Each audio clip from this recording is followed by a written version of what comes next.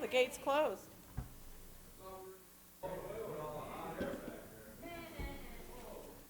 Is there like NST stuff coming up? Hot air, NST.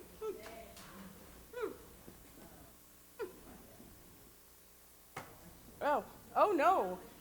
He said.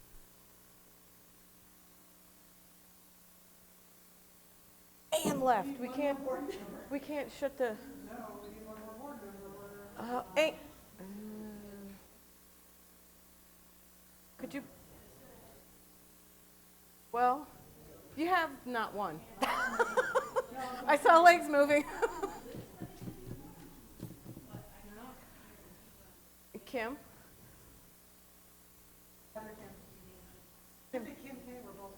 I know that. Kim Fisher.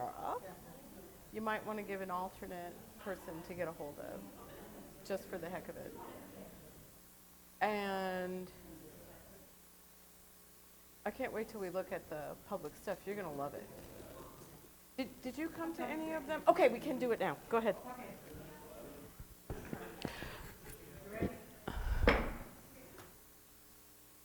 You're making a motion to end the so moved. Can I get a second? Second. Aye. Aye. We're going to give a couple minutes to let the board members that are not right here, and then To come we'll back go right into here. our next study session. Work group, work session. It's not a study session, it's a work session. Yes. Yes, No. we're out here. No, we're doing it out here. It's not a study session, it is a work, session. But.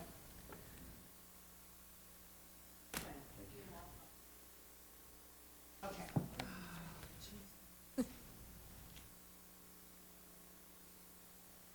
All right, Kim, I'm gonna go throw my briefcase into your office if that's all right.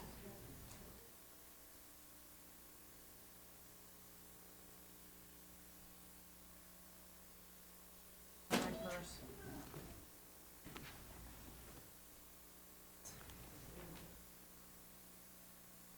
I'm back.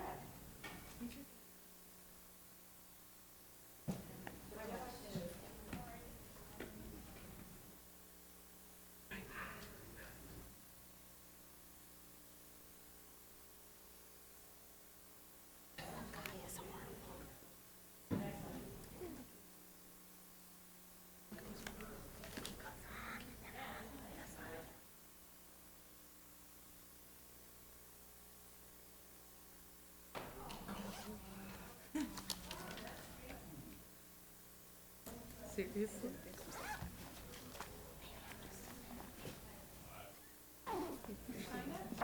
Yes,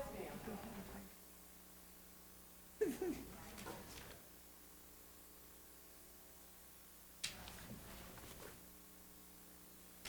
No, I thought that they had a short time.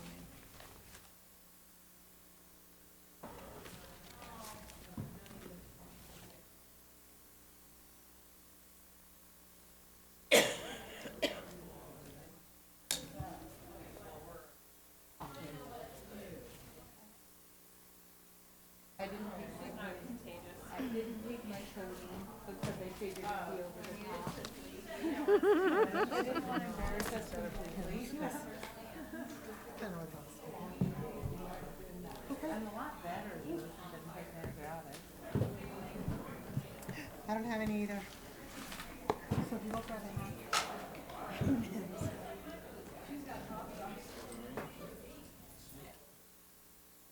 Hey, did we end our last meeting? Did you adjourn? We did. We did, and I don't want to start this one because Jim's not out here yet.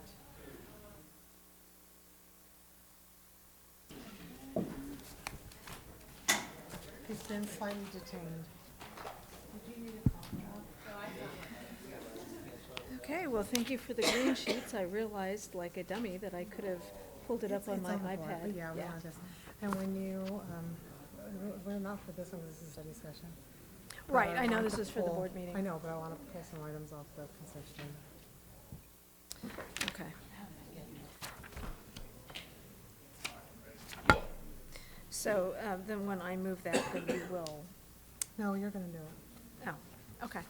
You're going to say, that's not it. Where's your initial going in? This is what was on my, Okay, let me see what you got.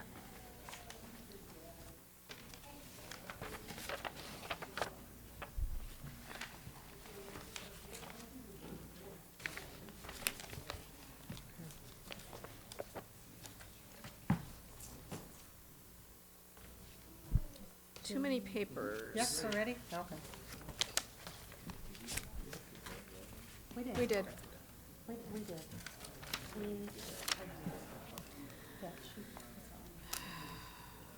So, we're done with that one.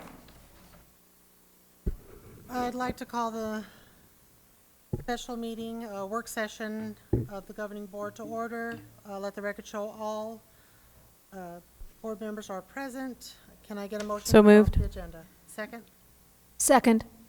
All those in favor? Aye. Aye. Aye. Aye. And Mr. Miclerino, it's all you. President Fisher, members of the board, Dr. Weidenheimer. So this is a work session with the board to provide some information regarding the fiscal year 18 budget, as well as just a brief outline of the demographic report that we're in the process of finalizing. There is some connectivity in terms of the two items, and mainly because we are funded based on the number of students that we have. So I took the liberty of adding the demographic report just for some color as to what we might expect in not only fiscal year 18, but future years as well. So with that in mind, just kind of jump into the revenue changes that we're anticipating. And maybe to put some context to this, we did share with the governing board back in January kind of what our projection looked like for the fiscal year 18 budget. We're a little further along in the process now. So the process is an evolution. To give you some idea, we're working towards developing a salary and benefit recommendation around the month of April that we would bring to the board for your consideration.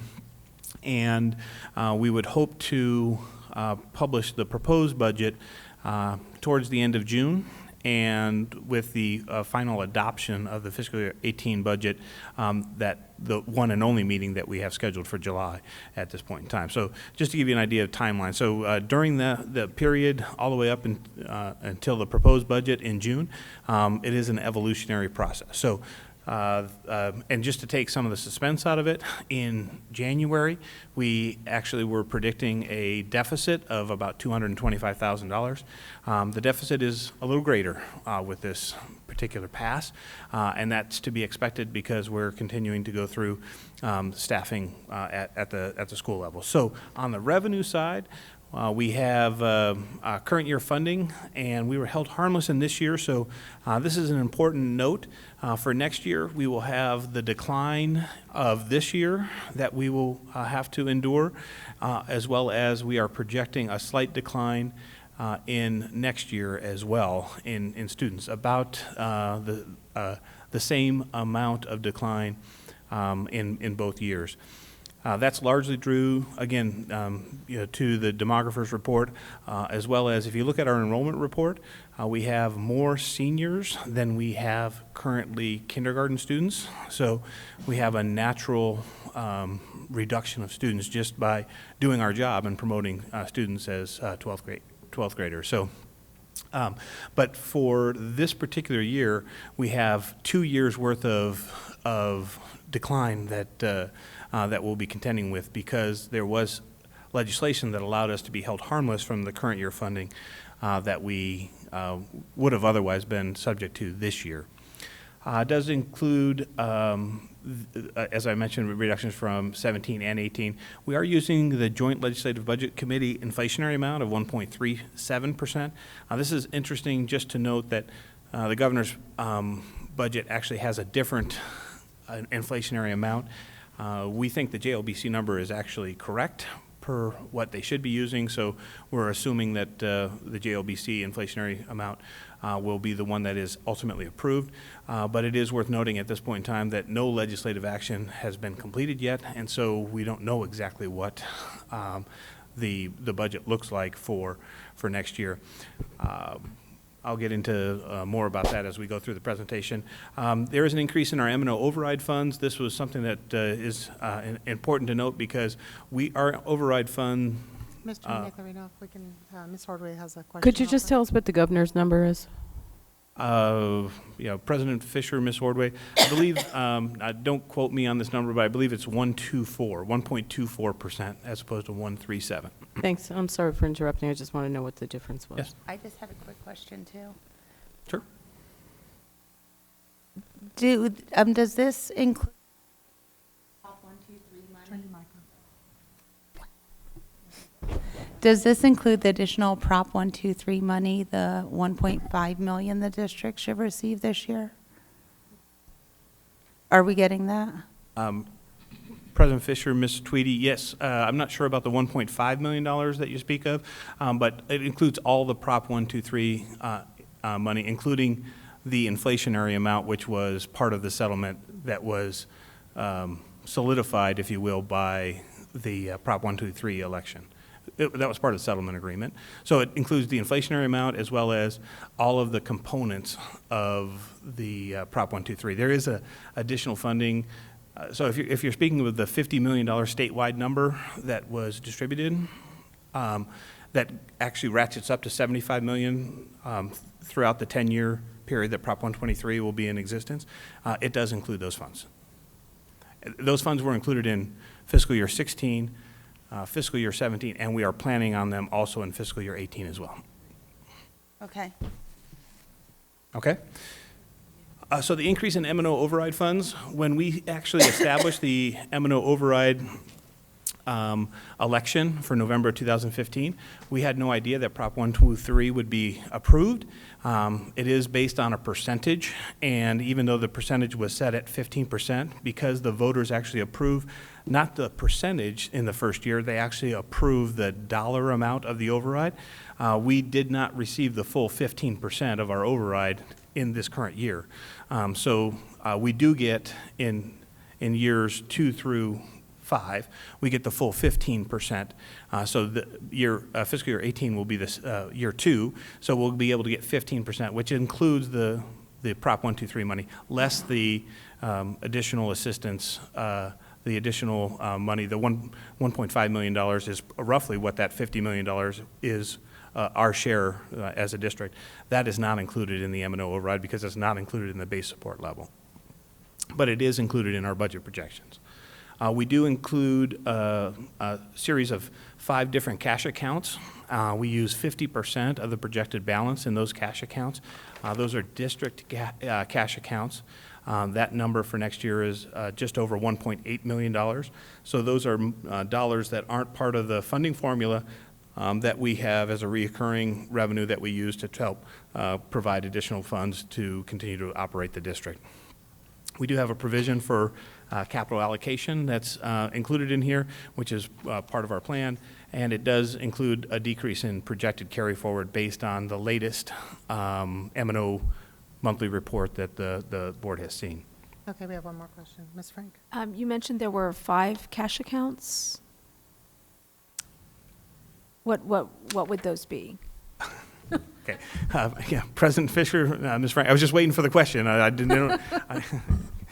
So the Instructional Improvement Fund is one of those, one of the 5. They're not in any order. Instructional Improvement Fund is also known as the Prop 202 monies or gaming fund. So it's derived from gaming revenue. Our Medicaid in Public Schools, or MIPS as we call it, that is one of the 5 funds as well.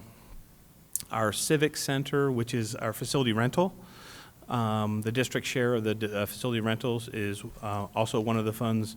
Our community school, the district share of community school revenue is one of the funds, and the final fund happens to be the indirect cost fund. The revenue from I should have noted, revenue from Medicaid in public schools is for providing services to students that are that meet certain eligibility requirements that the federal government establishes. The Civic Center funds are generated from facility rental. Community schools generated from our community school offerings. There's a percentage that that is provided to the district. And the indirect cost revenue is generated from those federal sources of dollars that we receive that we can't charge direct services costs to.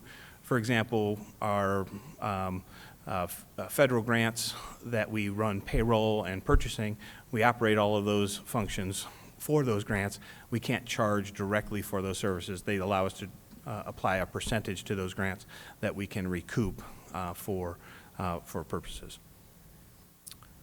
Okay, so that's kind of the revenue snapshot. Here's what the expense changes look like. Decrease of certified staff due to ADM reductions, again, a declining enrollment, declining need for teachers. We're using the exact same staffing model that we've used in the past in terms of class loads. But I will just make a point here that when we're a growing district, we can add a handful of students and not necessarily need another teacher because we might have capacity to be able to accept those students. So that's additional revenue without any additional cost. Unfortunately, the converse is true, in which we lose students, and we don't necessarily lose a teacher as a result of that either, so we don't get the savings. So we lose the revenue since we have fewer students, but we don't always get the benefit, if you'll let me use that term, of needing fewer staff because of just the way the numbers work out, maintaining the class loads that we have in our certified manual. This does include a great deal more information about the staffing, so we're kind of through staffing with the schools themselves, but it does not include any new staffing requests. Some of those are being considered by our executive cabinet. Some of those are being proposed by through the NST process. Some of those are part of our reclassifications with the apprentice programs and some of the programmatic changes that we have with staffing. So that includes new staffing as well as any staffing changes. And then it also does not include any of the committees that are working on staffing model changes, special education, front office, school staffing. Those proposals are not included in this pass of the budget. Okay. I have a question. Ms. Harding? I don't know if you're going to go down each one of these, but where it says increase in vacation sick leave buyback, could you give us a number on that? A number of what the increase is or the total? I'm sorry. What the difference is this year, between this year and last year? And apparently you have it on a page, I'm sorry. And I was, to answer your first question, yes, I was going to go through each of these. And Okay, I'm sorry, Jim. I didn't mean to jump ahead. So the, just back to the second bullet while I'm looking for that number. This does not include all the staffing. So we are not done, and we have not brought a special ed, we have not included any special ed changes in what you see in this version of the budget. So that, I think, is important to note. Increase in classified staff, that's largely due to our paraprofessionals, just the increase that we see naturally year over year, especially to support the special education model. That number could change as a result of the special ed committee that's working on what that model might look like into the future. And an increase in vacation and sick leave buyback, which was not enough time for me to find it, so I know it's in here.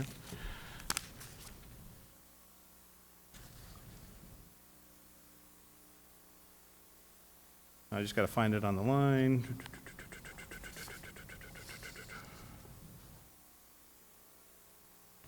Oh, I'm sorry, $200,000 is the increase. And that's just based on our projected amount of funds that we would pay to those that have accumulated leave that we would expect to leave in the upcoming year. Okay, and then at some point, maybe in the Friday update, could we get what that $200,000 is increased from? Sure. Thanks. I had a question. If we can kind of just hold on to a lot of the questions we're asking are on the next slide. I'm just wondering if we need to let him get to the numbers. Is it a numbers question, or is it on something different? No, yeah, it's a numbers question. Okay. So let's go ahead and get to the numbers, and then if the answer's not there, then we'll get those. Okay, so you want me to move off of this slide? Yeah, just, okay. I mean, it's hard to fill. We know what, kind of looking what your categories Certainly. are. But I just don't want you to answer all the questions that are on this slide. Okay, perfect. So here's the revenue changes. Again, the reduction of students is 2 years' worth of reduction, and just coincidentally, it is offset by the inflationary amount. So they almost negate themselves. So we lose $2 million, due to the loss of students. We would gain $2 million worth of inflationary increase. Our cash accounts increased $600,000 to just over $1.8 million, comparing FY17 to FY18. The M&O override increases, again, as I mentioned previously. But the capital allocation of $1 million to get that to $4 million is included in that as part of the original plan. This goes back to the salary increase that was provided as a result of the M&O override passage. We originally had it set at $4 million. It was reduced to $3 million to be able to provide $1 million more of an increase to our employees. That was for just that year, knowing that we would have the M&O override increase. So those were supposed to offset themselves. They came close. But the projected carry forward based on the latest budget passes $1.3 million less than we had before. So the net result there is $1 million fewer available resources for us projected for fiscal year 18. We combine that with all of the expenditure changes, and you can see here the vacation sick leave buyback, $200,000 of an increase. Utility increase of $400,000 due to the rate case that is pending with APS. That's a 6% increase that we're projecting there. We end up with an additional $285,000 worth of additional expenses. So our net change, or our budget deficit that we're looking at with this version of the budget, is just under $1.3 million. Katie, did that catch the question for you? Okay, if you want to go ahead and. Okay, so how much are you projecting that you're going to spend in gen ed salaries? And I guess the reason for this question is I was looking back at the adopted fiscal year 16 budget, and it said we were going to spend $90 million in gen ed salaries, and then we actually only spent $80 million. So I was curious where the $10 million difference went, and then what we were projecting this year. So the difference would be $300,000, as you see there from the certified staffing salary changes. That would be based on actual. The $1.3 million in attrition is actually benefiting us there, a negative expenditure, if you allow me to use that term. That is unfilled contracts and the like. The comparison of our budget to the actual expenditure is something that can be realized due to multiple changes. We may have had assumed that a teacher was going to be able to be in a classroom, not been able to fill that vacancy. So those types of things all get added up in that attrition line. So basically, we would be looking at the net of the two numbers, 300 and $1.3 million. So we'd be looking at $1 million difference from what was actually spent, what we planned to spend in fiscal year 17, not in fiscal year 16, if you're referencing the annual financial report. No, I was just trying to figure out what we were thinking we were going to spend this year in gen ed salaries. I was just looking at what we were approving and what actually happened last year. And looks like $90 million was approved for gen ed salaries, but then only $80 million got spent. So there was a $10 million difference.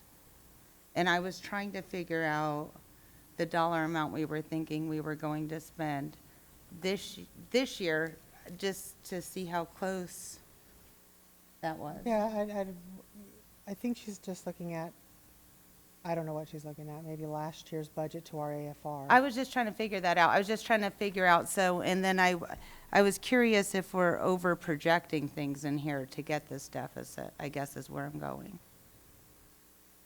So I think she's looking for the overall budget, what Because I budget think numbers. we over projected last year by 10 million. I don't have that data in front of me, Ms. Tweedy, so I'll be happy to look at it and Okay. get back to you. Regardless of what we budgeted and what we spent is what we spent in total. So, Yeah. Right. But we're looking at a big deficit, so I'm just trying to make sure our projections are like what we're thinking. I think I understand your question. I just don't have the data here to be able to Okay. answer the question that you're All the data asking. we have. Yes. Other than we are projecting $1 million change in certified salaries, fiscal year 17 to fiscal year 18, and we don't know how much we're going to spend in fiscal year 17 yet. We list in the M&O monthly report what we're projecting against that amount, and there is some savings that is generating the carry forward that we use in a subsequent year. These are, the numbers we have are just the changes. They're not, I'm just trying to yeah, they're figure not the out what the overall. deficit if we're overestimating certain things. Okay. I think if Ms. Tweedy could share the document you were looking at with Mr. Miglerino, so he can look at it, and then. And then you can and report out to we us. can so that report we out have at an- So we all Friday have an update. idea what she's looking at, because none of us have that. Including me at this point. Right. Right. So that way because we can't guess Sure. what it is. Okay. Okay, so deficit's about $1.3 million, just, amongst friends. I was asked to provide some options, and I think that this is not a comprehensive list, has not been through any process to develop this list. I merely created this as a conversation starter for the purposes of this evening. So a salary increase is a 1%. I'm sorry, these aren't the options yet. I was providing my disclosure for the next slide. But not included in this, as I mentioned previously, no new staffing requests, the special ed staffing, the front office staffing. It doesn't include any legislative changes that would happen, nor any recommendations from the NST process. But just to give you an idea, we do have a benefit committee meeting tomorrow. I thought it was today, but I got my days mixed up. The initial cost of maintaining the benefits without making any changes to the plan would cost almost $1.5 million premium increase, and 1% salary increase would be $1.4 million. So those amounts would make the running total, would add to the deficit, right? So 1.3 with a 1% salary increase would be 2.7. If we did nothing to change, no changes to the benefits, that would take the deficit to $4.1 million. Again, without having the legislative changes nor any of the other staffing requests covered. Here. I had a question. Ms. Frank? In terms of the benefit changes, are we putting more than our premium obligation into Valley Trust? Ms. Fisher, I mean, President Fisher, and Ms. Frank, are there reserves in that? there account? are reserves available within the Valley Schools Employee Benefit Trust, and it's something that the Benefit Committee as well as the NST also take a look at. But we are shorting the obligation for this year to the tune of about $2 million. The plan was $650,000, but we're running, our loss ratio is a little bit higher than expected, and so our claims are more than were originally planned. We're running about 101%, 100 to 101%. So we're expecting a deficit of about $2 million from the contributions that we made this year. Well then, But the balance, I think your point, to your point, we are projecting a balance of about $9 million in reserves at the end of this year. Okay.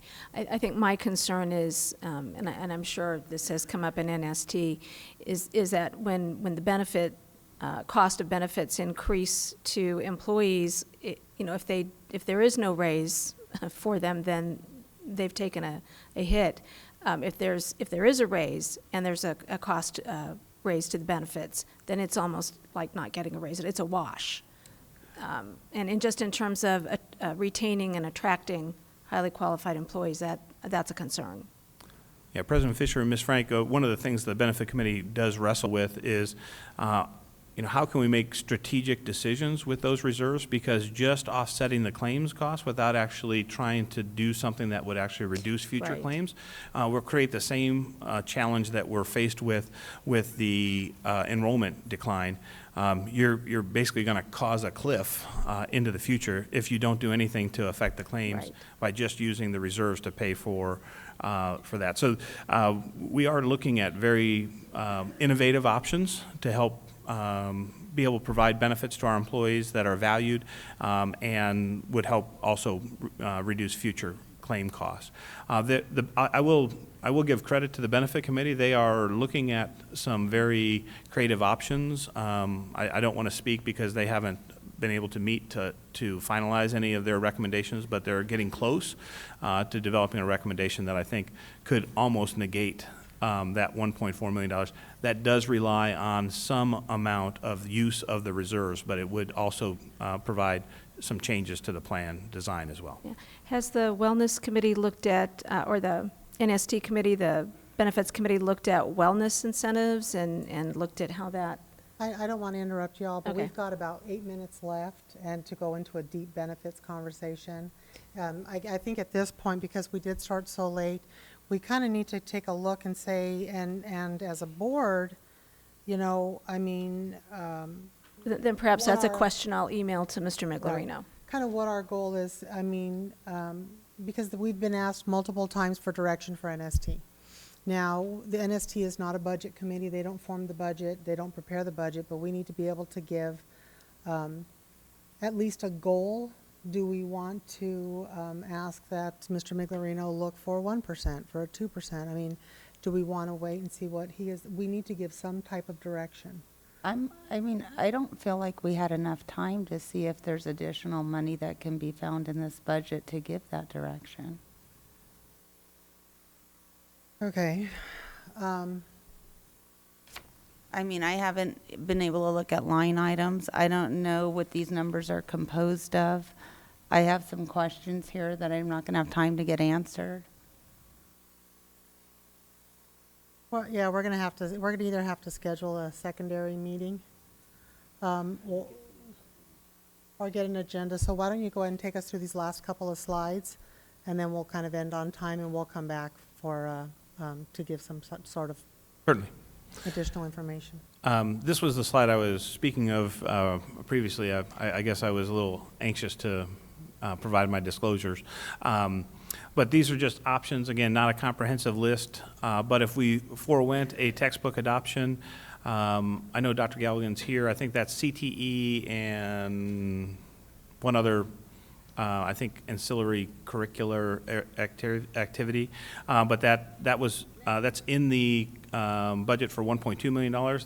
That could be a potential savings from what we have planned. We are projecting that the carry forward would increase over where we're at today, at $500,000. If we were able to find an alternative benefit option, the Benefit Committee was able to continue their work and negate that $1.4 million. And if we did a capital allocation reduction, that represents about a 75% reduction of allocation to the schools, along with a reduction to the departments as well. That could generate $3.4 million worth of savings in the actual budget itself. And just, if you take item C off of the list completely, off both lists, this list as well as the previous list, and just say, okay, you got 2.7 to work with there, you would really talk about having $2 million for the 2.7, so you'd have a $700,000 deficit if you enacted all of those. And that would be with giving a 1% raise. If you were to just hypothetically say that you give a 0.5% raise, you would have virtually a balanced budget based on this version, right? So you would, the increase wouldn't be 1%, it'd be 0.5%, so it'd be $700,000. You'd add the $700,000 to the $1.3 million deficit on the previous page. This page here, you would get $2 million. To get that $2 million, you would forecast the increase in carry forward, forego the textbook adoption, and do a reduction of about 25% of the capital allocation. So they would receive 75% of what they received in fiscal year 17. Briefly tell us the impact of those choices. I mean, what is I'd like to know what the impact is as far as our students. When you look about foregoing an adoption of textbooks, what resources do we have as an alternative? President Fisher, I'd have to get you the actual date of the CTE, the last CTE adoption, but essentially the downside is if they had a 8-year-old CTE textbook, they would have a 9-year-old CTE textbook. It'd be one more year, and those yeah, but if those it's- aren't specific dates, but that would be a likely scenario. I think the difference would be if you take like a cell is a cell 10 years ago and a cell is a cell today, but computer technology 10 years ago and computer technology today. So it really would depend. I would really like to, so maybe in a Friday update or something to know subject matter. Sure, we can include that. Okay. Ms. Ordway. Jim, where we would reduce again capital allocation, are there any means for those needs to be met at the sites or in the departments or wherever that's going to come away from? So are you, President Fisher, Ms. Ordway, are you specifically talking about the $250,000, I'll call it option D? Yes. Yeah. So yeah, there are resources available. I think that those are somewhat limited, and there are some that may become new. Like, for example, we're working to get legislatively changed that the extracurricular tax credit monies can be used for capital expenses. If that is to be approved, that would be a new option for schools to be able to consider to maybe backfill from some of those reductions. Right. And that would just take money away from something else that's already approved. All right. Thank you. I guess the only thing I would like to. Ms. Tweedy. I would just like to suggest too that when we're done with this meeting, that we email this to all the employees. I mean, the budget, that the discussions are to keep them up to date, what's going on and what's being discussed. I would just really like to have a transparent budget process. And I know people don't always. Isn't it? People don't always know to come and look. I know in my district, after every budget meeting, they emailed us highlights of what was discussed. I would like to ask that we do the same. Well, we do have the budget 411, so if we could I would say just email them a link to it, and they can go to it. It's all on the budget 411. But also like that they know where to contact us if they have feedback or ideas, because there might be some ideas that we haven't thought of, so. Ms. O'Brien. Finish up. Mr. Miglerino, in the Friday update or if this, I don't know if this information is easily accessible, but the amount of tax credit money that is available at each school. I know that sometimes dollars are given specifically to an activity like band, but I also know that sometimes they're given specifically to a school. And then the principal administration gets to determine what that's used for. So if there's a balance there, so we could maybe understand if there is or isn't money to be used for capital expenses, if that gets approved by the legislature. To that point when you're done. So President Fisher, Ms. O'Brien, just so I'm clear, are you looking for the balance by account within each school or the total for the school?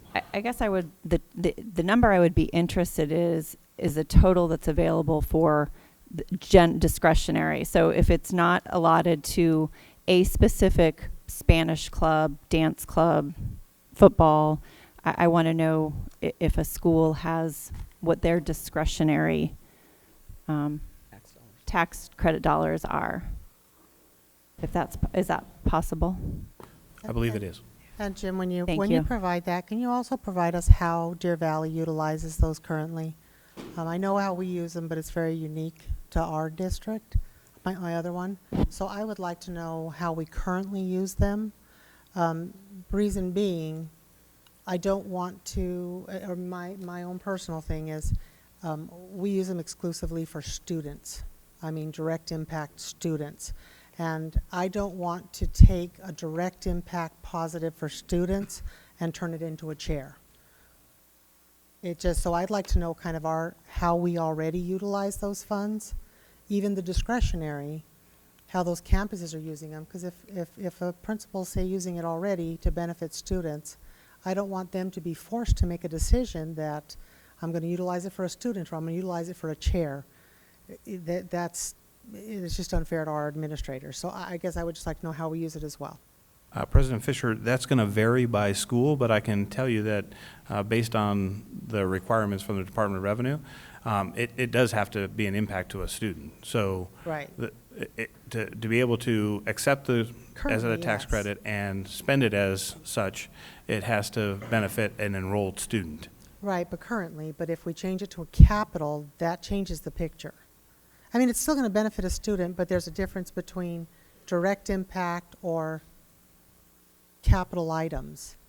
And I think that President may be Fisher, something we the talk- capital items is being discussed as an option, so we don't have a provision in place for that currently. I thought you had asked how we spend the money now, which That's would what not I'm include saying. I think we capital. need to know, I think the board needs to know currently what types of items are utilized on. Like, okay, if I were to run a report, I can pull down we all just filed our tax reports yesterday or today. So then you should have a by site, by fund, or by the reporting that was turned into the state today should have it already by site, by fund. So if we have it gives the board a picture of what it's currently being utilized for. So if the law changes, it gives them an idea of, okay, it's changed, we can do this, do we want to, or do we want to stick with? I'm just trying to give them a base. And I would like that same base as well, because not all districts apply it the same. Okay. Okay? Any other questions before, because we need to adjourn this one and go into our next? Are we going to reschedule a budget session? Yeah, we're going to have to get it scheduled, but we're not going to schedule it here. We'll have to actually come up with time and send it out. Any additional questions? President Fisher, I'm sorry, one thing I wanted to note, just this last slide, I won't go through the rest of them. Okay. But our demographer is projecting a slight decline in students for the next 2 years. So I think we won't have as much of an impact with student decline. Again, we're taking 2 years worth of decline in 1 year when we're building the fiscal year 18 budget. But some slight decline in enrollment is projected for the next 2 years with added pressure along the area of Happy Valley, especially on the east side of I-17. So even though declining enrollment overall as a district, increased population beyond maybe even the capacity of the existing campuses and options that we have available to us without doing something else, attendance boundary changes, things of that nature. So just wanted to make that point aware to the board. Okay. Ms. O'Brien? Is the demographer's report also available on the 411? In your, No, I know it's in my board not update. the final yet. Is the final report available for the public? President Fisher, Ms. O'Brien, it is not, because it is not finalized as of yet. We are working on one more aspect of that report to trend some data before we finalize the report. Once it is finalized, we intend to post it. We have the prior 2 years of the demographer's report are posted on a building capacity usage committee, and there are links to be able to get to that. And we would likely post it there. Thank you so much. Can I get a motion to adjourn? So moved. Can I get a second? Second. All those in favor? Aye. Aye. Okay, we're going to go out. We're going to take just a couple seconds to organize, and then we'll go right back into the next one. Does anybody have anything they needed to know? No, but I'd like to ask for a.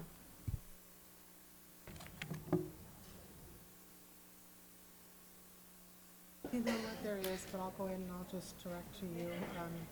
After the pledge, at the adoption, where do you want it? Okay. Okay. Okay.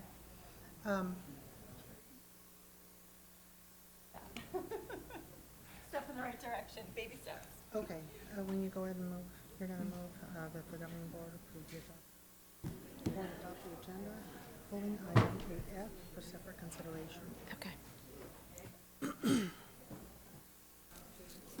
Okay. We're gonna call this governing board meeting to order. I'll rise for the Pledge of Allegiance. After the pledge, if you could stand for a moment for a point of privilege for Miss Ordway. I pledge allegiance to the flag of the United States of America and to the republic for which it stands, one nation, under God, indivisible, with liberty and justice for all. I'm asking you to stand for a moment of silence. We've had a couple of tragedies in our district in the last couple of days. So let's just send some strength to them. Thank you.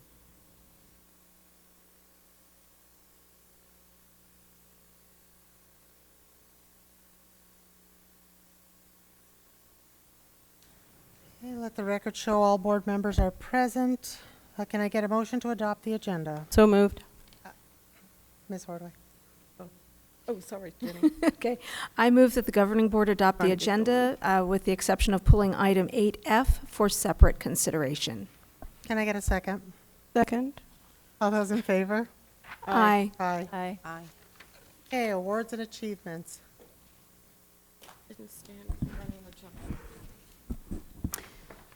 Good evening, President Fisher, members of the Governing Board, Superintendent Weitenheimer, and special guests. We begin tonight with the winner of our district spelling bee, Hannah Nabity, 8th grader at Sonoran Foothills, who won the title of Queen Bee. She and 7 fellow students participated in the regional spelling bee competition earlier this month and competed against spellers from Cave Creek, Fountain Hills, Paradise Valley, Scottsdale, and private and charter schools, as well as homebound schools within those district boundaries. So, what was Hannah's winning word? We're going to have a test here shortly. The word is precipice. I'll give you a second to think about that while I give you the definition.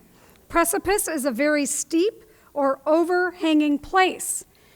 Here is your answer.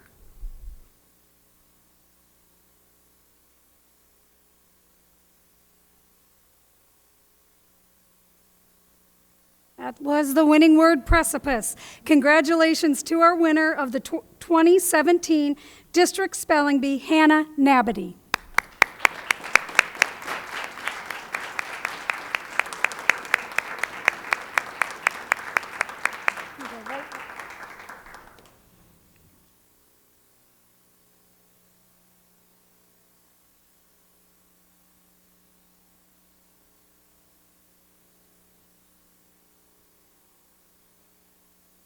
And we invite her mother to join her for the picture.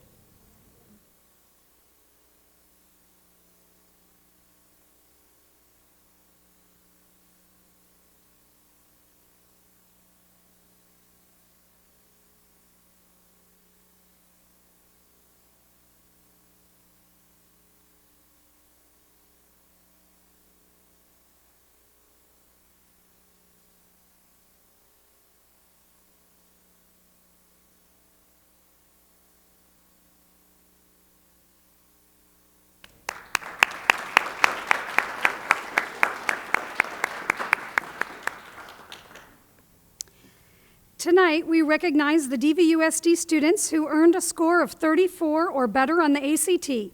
To put this accomplishment into perspective, out of the class of 2016, more than 2 million American students took the ACT. The average composite score was 20.8. A good score is considered in the top 25%, or about 24 points. To score a 34 or better on the ACT means you are in the 99th percentile, the top 1% of test takers. Congratulations to our students who are the ACT 1%ers. Please come forward when I call your name. And I know we do have some students that had conflicts, games, and other things tonight. But we are happy to congratulate from Deer Valley with a score of 34, Michael Petrowski.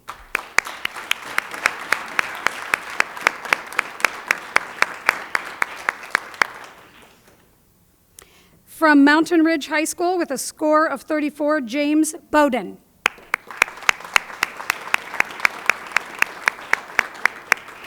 From Mountain Ridge High School with a score of 35, Aaron Yavdav.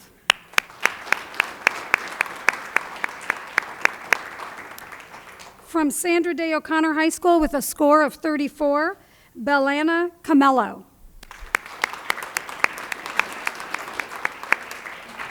And from Sandra Day O'Connor High School with a score of 35, Aaron Heistand.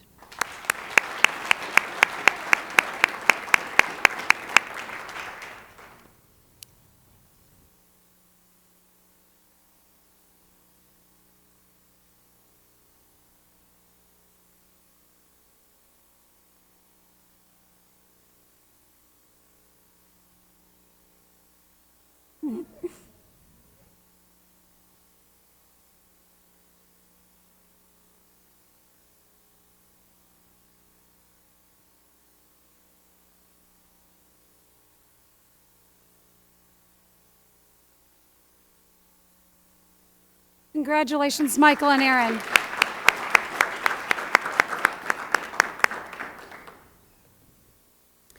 Finally, tonight, the Arizona Music Educators Association has awarded an O.M. Hartzell Excellence in Teaching Music Award to Sandra Day O'Connor High School Choir Director Cindy Durazo. Ms. Durazo was recognized earlier this month during the Arizona Music Educators Association Conference. Recipients of this award are nominated by their peers and affirmed by the AMEA Nominating Committee as a teacher who has demonstrated the highest ideals and professional integrity, as well as an exceptional ability as a teacher of music, who exhibits dedication to a comprehensive music education program. Cindy has been teaching in Deer Valley since 2001 and began her tenure at Sandra Day O'Connor High School, where she currently teaches, in 2011. Congratulations to O.M. Hartzell Excellence in Teaching Music Award recipient, Cindy Durazo.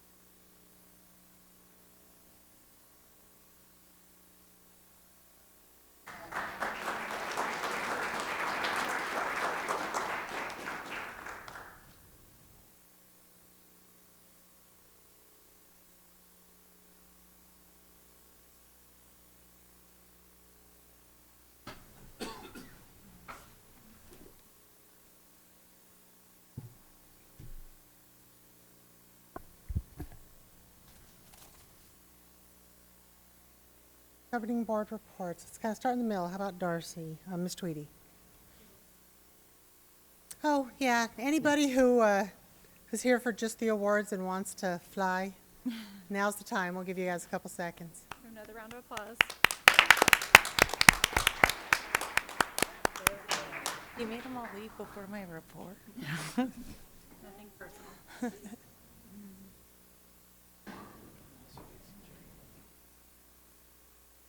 I actually don't have much to report. I guess the only thing I've really done since the last meeting was I did actually get a chance to go to Terramar's Spring Carnival on Friday night, and that was a really nice event. It was great to see everyone. There were a lot of parents there, and they did a fabulous job at it. And other than that, I don't really have anything else to report. That'll work. Ms. Frank. Well, I managed to go to several of the STEM and science events, and it's really exciting to see so many science events in our district. I went to Canyon Springs, had a family STEM night last, I believe it was Wednesday. And it was really exciting to see all of the parents there. I heard that they had a record turnout of 1,100 people. And then on Friday, I went across I-17 to Gavilan Peak and participated in their I Love Science Day. And Monday, I had the pleasure of teaching a room full of kindergartners at Mountain Shadows, which was a lot of fun. That's it for me. Ms. O'Brien.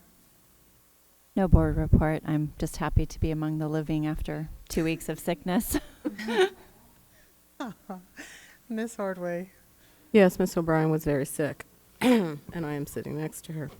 Okay, so Canyon Springs had a most often STEM night, spent time on Monday at the Capitol, listening to some of their the ideas that are being pushed through.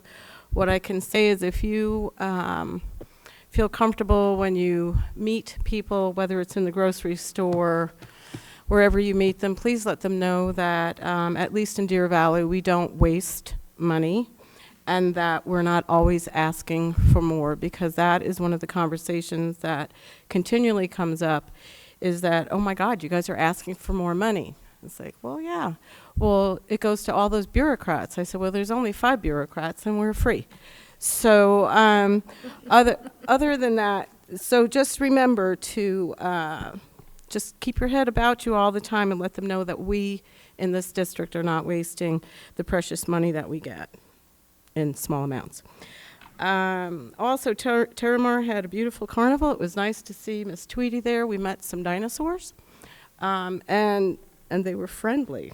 So the community, to tack on to the Student Summit, which Miss O'Brien was at and Miss Fisher was at, it is all about community, and it's just awesome to see from the pre-K through the 12 how they bring people together. So no matter what our differences are, our similarity is that we are here for students. So I appreciate everyone out there and everyone up here. Thank you. Thank you, Ms. Ordway.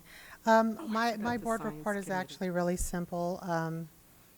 I just have to really go to the Student Summit because I have nothing to do with putting it together.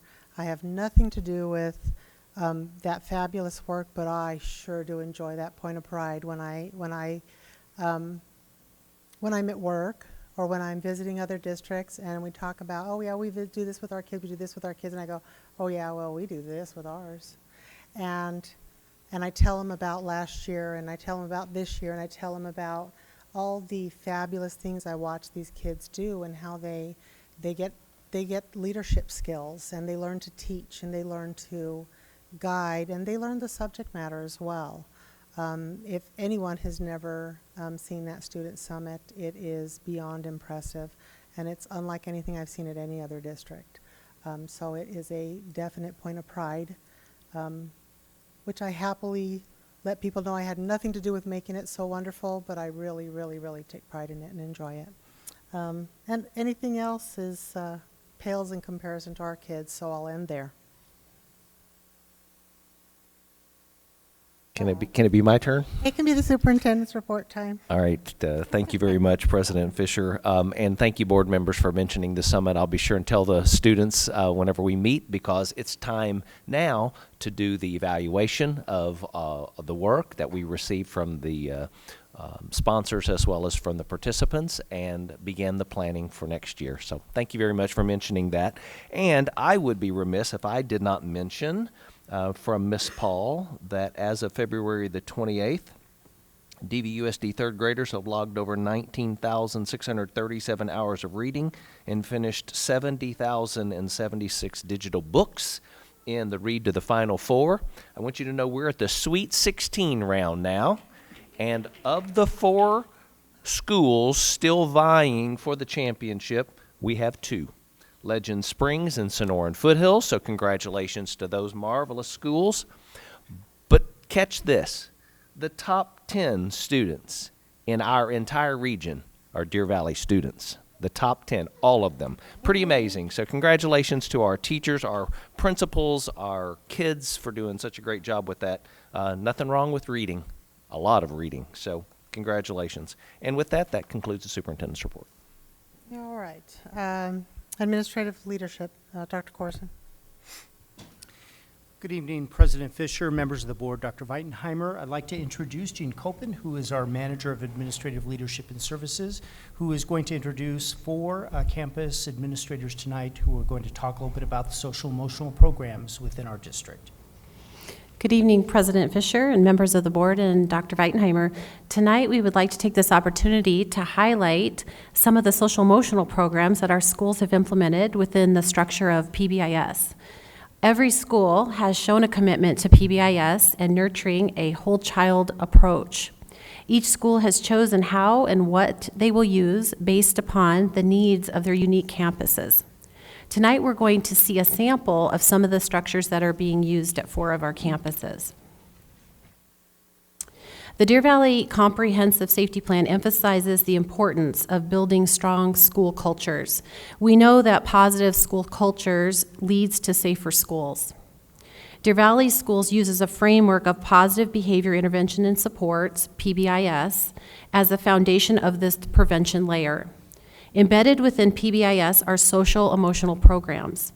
Each school chooses a program and supplemental strategies that will be most effective with their school community.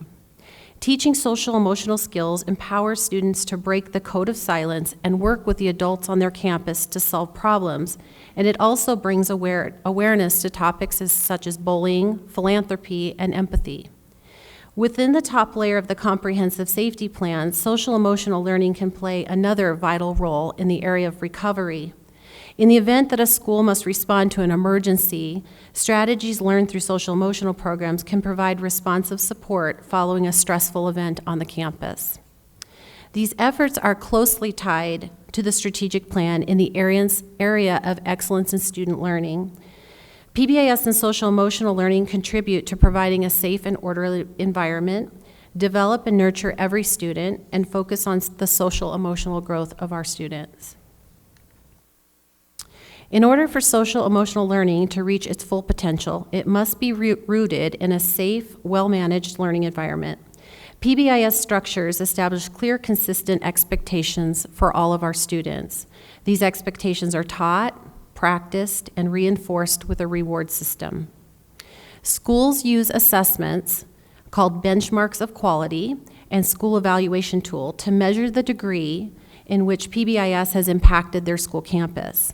Once PBIS structures are solidly in place, evidence-based social emotional learning programs are uniquely chosen to teach students and adults to effectively apply the knowledge, attitudes, and skills necessary to manage their emotions.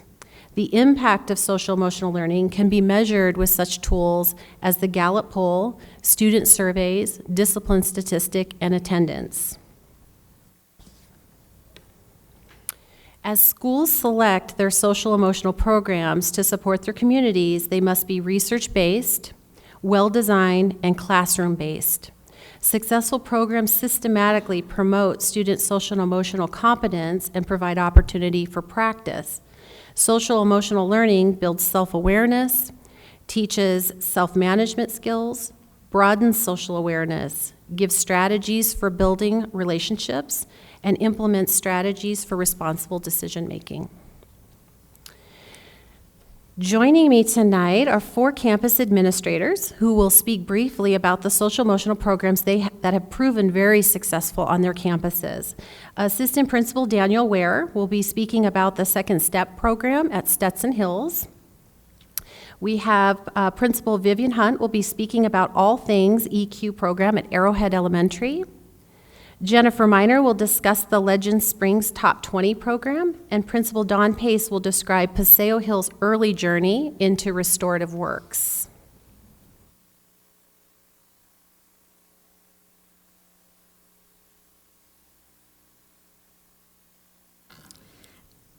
I want to just apologize. I have a little laryngitis, so I'll do my very best. At Stetson Hills, we identified a need to focus more on students' social emotional well-being through the Advanced Ed process. Our goal was to find a program that targeted kindergarten through 5th grade and middle school students. We found such a program in Second Step. The kindergarten through 5th grade program develops their social emotional skills, including making friends, managing emotions, and solving problems to set them on a path for social and academic success. The middle schoolers are better prepared to navigate adolescence with communication, coping, and decision-making skills that helps them make good choices and avoid pitfalls such as peer pressure, substance abuse, and bullying. The data is in, And since our implementation of 2015, we have seen a reduction in school suspension and in threat assessments. Our suspensions have been reduced by 2/3 or 79%, from 143 total days prior to our program to 62 total days this year. Threat assessments have reduced from 4 in 2015, 3 in 2016, and 0 so far this year. Second Step program has everything needed to make it easy for teachers to integrate social emotional learning into their classrooms, which decreases problem behaviors and increases whole school success by promoting self-regulation, safety, and support. Thank you.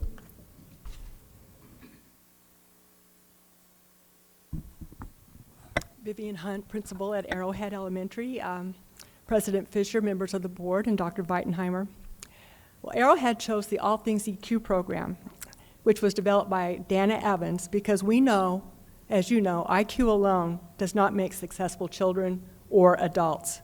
We needed a comprehensive program that systematically addresses leadership development, positive campus culture, and social and emotional skill building. All Things EQ fits the bill.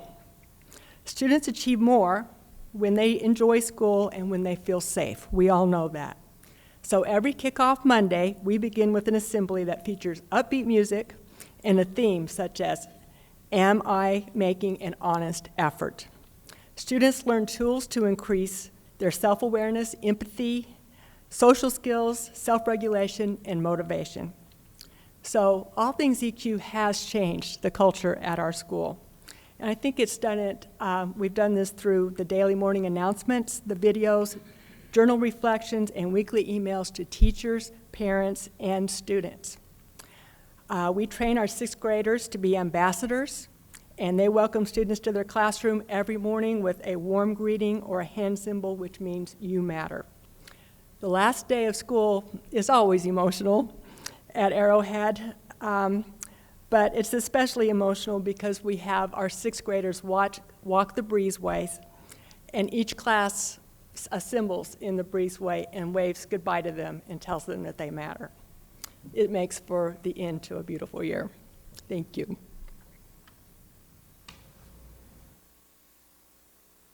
Good evening, Dr. V and President Fisher, members of the board. I'm Jennifer Miner, and I'm the principal at Legend Springs.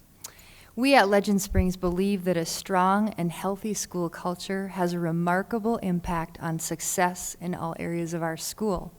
So you might ask, how have we created a culture of safety and trust and support for our students? 3 years ago, we adopted the Top 20 program at Legend Springs, and most importantly, the 4 school agreements that are the central focus and support the strong relationships that we build with each other. Creating a culture of safety and trust presents 4 components necessary for a highly effective culture. 1, helping others succeed. 2, communicating you matter. 3, honoring the absent. And 4, owning problems.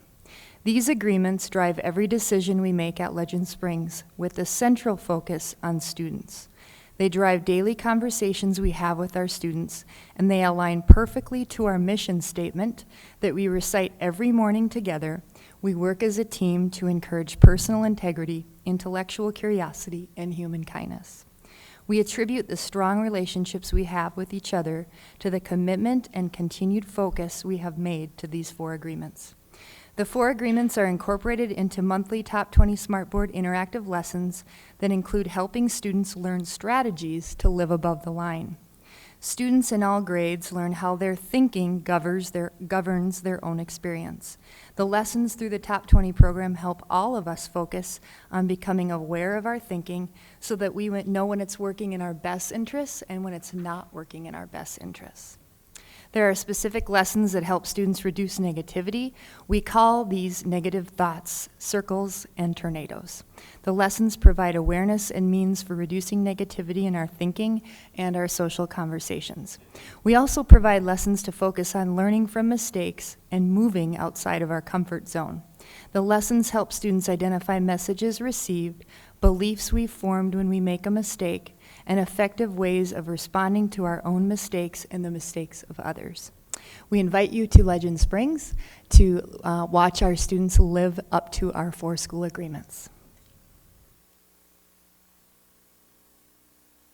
Good evening. I am Dawn Pace, and I am the proud principal of Paseo Hills. At Paseo Hills, we chose restorative practices as our focus because it aligns with our overarching school goal to create a positive collaborative culture and climate. With the staffing and program changes our school has undergone in the past 2 years, we needed a program that would bring our community together. Restorative practices provides practical strategies to build strong, healthy relationships, building community, and enhancing learning in our school.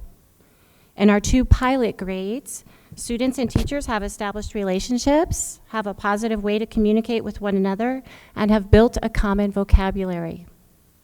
Teachers have seen a reduction in classroom disruptions and an increase in problem-solving behavior. Restorative practices also provides us with a specific methodology to repair, rebuild, and restore relationships when harm has been done.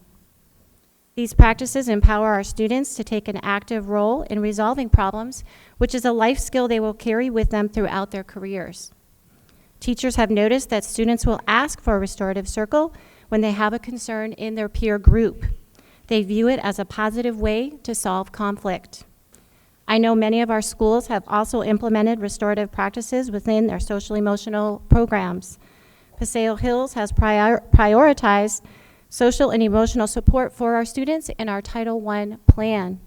To this end, we are investing Title I funding to formally train our entire staff in restorative practices to help us achieve the goals set in our Title I Elite Plan and our Continuous Improvement Plan. Thank you. In addition to the social emotional programs that have been presented to you tonight, you received a list of the other schools' social emotional programs and frameworks. This list shows our school's commitment to research-based practices to support our students' social emotional needs. As part of the 2016-17 prevention plan, the ALS department has accomplished several steps we would like to highlight. All campuses will be completing their BOQ benchmarks of quality assessments to gauge the depth of the PBIS implementation on their campus, and these results will help the school team build action plans going into the next school year. Set assessments will be completed for the Mountain Ridge and the Sandra Day O'Connor regions. This assessment is conducted by a trained SET evaluator and adds an extra layer of information for the campus's PBIS programs. In partnership with Tolleson High School District, all high school counselors and high school psychologists and social workers received 7 hours of youth mental health first aid training. This training is designed to teach school staff to help adolescents who are experiencing mental health problems, addiction challenges, or crisis due to trauma. During the February full-day professional development, the PBIS district coaches delivered PBIS for the primary classroom, training to K through teachers in the Sandra Day O'Connor region. This training emphasized strategies that embed movement in the classroom, positive reinforcement strategies, and interventions. And lastly, in the fall, our high schools visited Sierra Linda High School in the Tolleson School District to see a state-recommended exemplar PBIS high school. This model has led to some initial plans to possibly refresh and possibly redesign some of the PBIS systems we would like to put in place for our older students. We'd like to thank you tonight for allowing us to highlight this important work and just put an emphasis on the social emotional learning of our students. Thank you.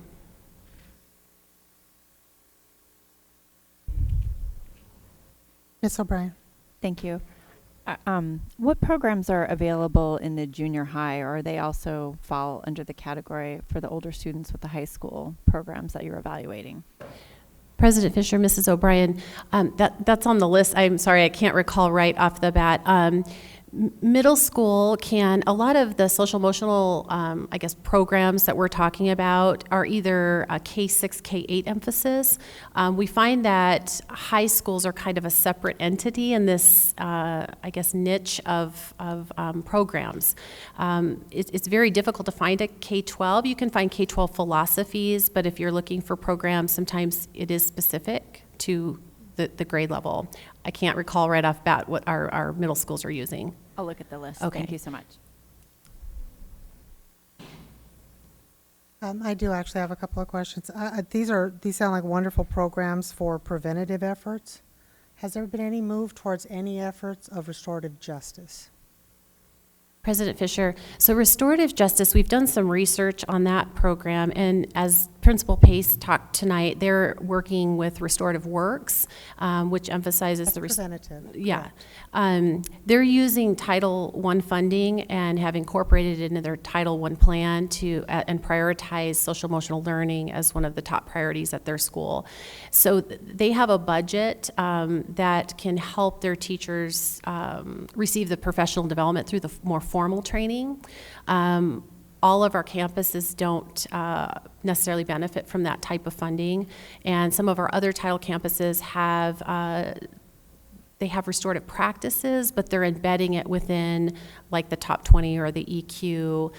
We have a new program happening at Park Meadows called Sanford Harmony, things like that. Those are all still preventative. I'm talking about, are there any efforts made towards moving towards a restorative justice style system within our district? Would that be this department? Would that be a different department?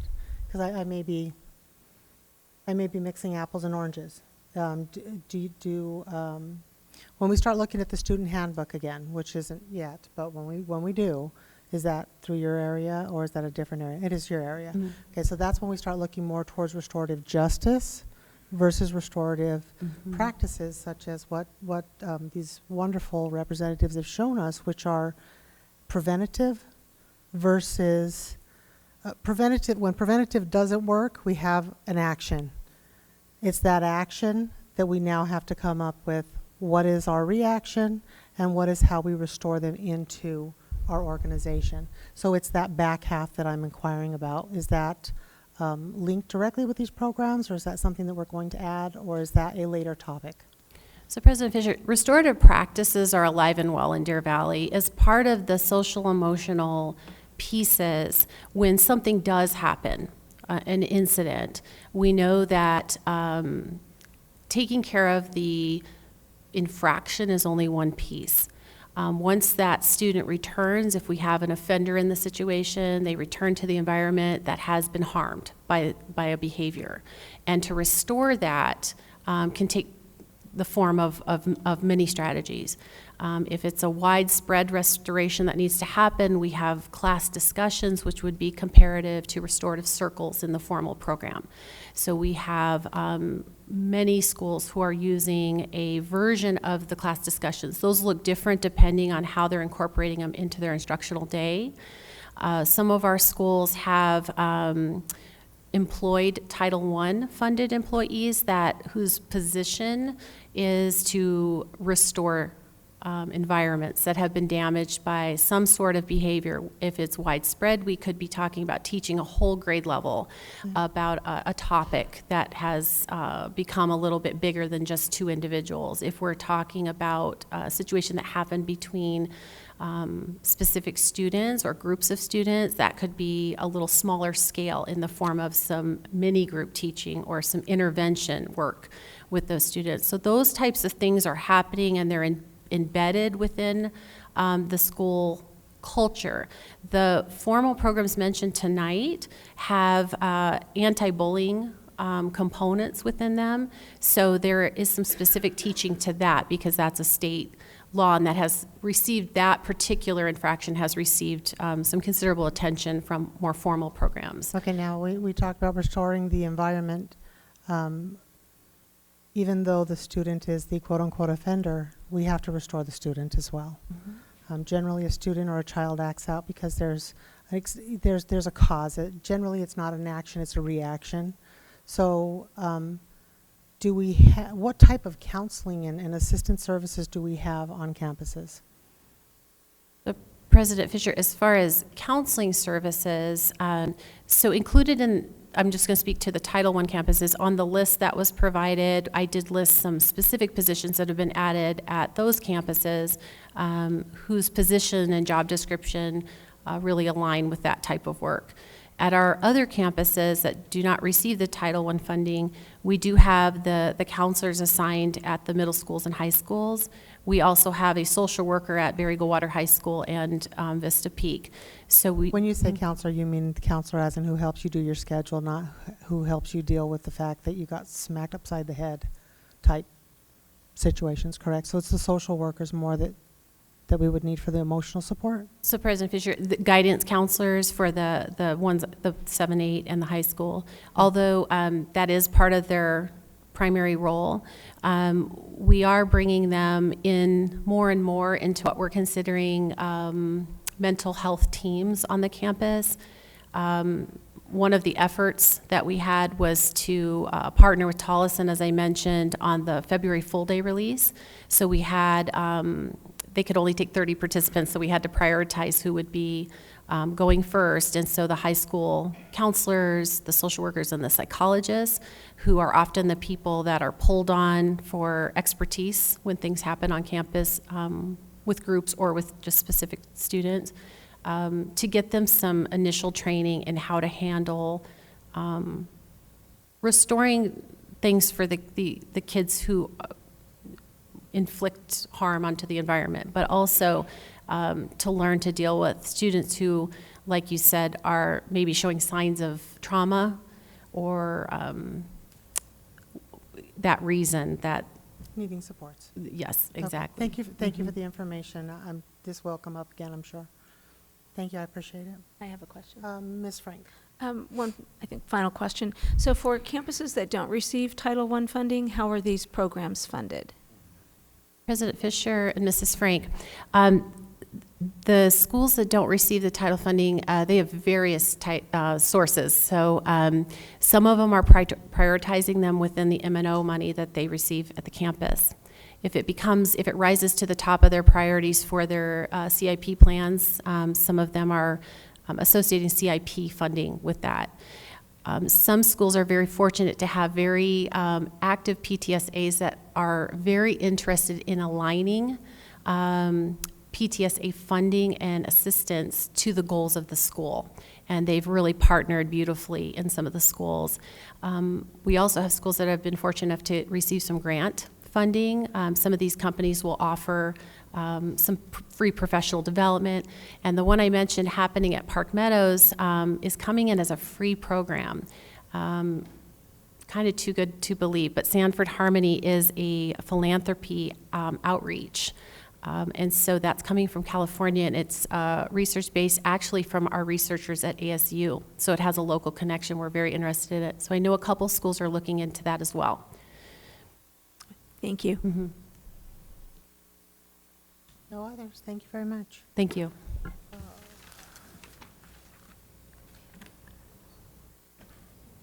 Dr. Galligan, looks like you're at. Good evening, President Fisher, members of the board, Dr. Weitenheimer, and guests. It is spring, and we are entering the heavy state assessment testing months. We know our students, teachers, and administrators feel the pressure at this time of year as we ask our students to show what they know and are able to do related to the standards they have been learning all this school year. In our report this evening, Kathy Borgeson, Manager of Academics and Assessment, and I will provide information about the state assessments DVUSD is required to administer to students.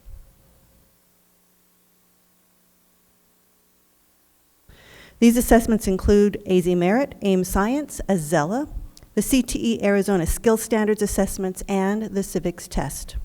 Information will include descriptions of the assessments, testing dates, delivery methods, students who are required to test, and communication formats for relaying assessment information to staff, parents and guardians, and students. As you all know, the spring semester includes a significant amount of testing, and we want to ensure that you and our community are informed about all of these important assessments. Good evening, President Fisher, members of the board, Dr. Weitenheimer, and community members. The Arizona Merit is a statewide achievement test to measure student proficiency on the Arizona College and Career Ready standards for mathematics and English language arts. Arizona Merit tests will affect the majority of our student population. All public school children in grades 3 through 8 and high school students taking the identified courses are required to test. There is no opt-out option approved by the state. The only students who will be exempt from testing are those with significant cognitive disabilities and those whose IEP designate them as eligible for an alternative assessment. This exemption applies to less than 1% of our student population. Students in grades 3 through 8 will take an English Language Arts writing test, a 2-part English Language Arts reading test, a 2-part mathematics test. Students enrolled in certain high school courses will take an end-of-course assessment. ELA writing and reading will be administered to high school students enrolled in grades 9 through 11 English courses. Mathematics tests will be administered to high school students enrolled in the state equivalents of Algebra 1, Geometry, and Algebra 2 courses. 5th through 8th grade students who are enrolled in a high school level course will only take the end-of-course assessment for the course and will not take their grade level Arizona Merit Assessment for that content area. The testing window will open on March 27th and close on Thursday, May 4th. New this year is a shorter testing window for 3rd grade students to allow for an earlier return of the grade 3 results.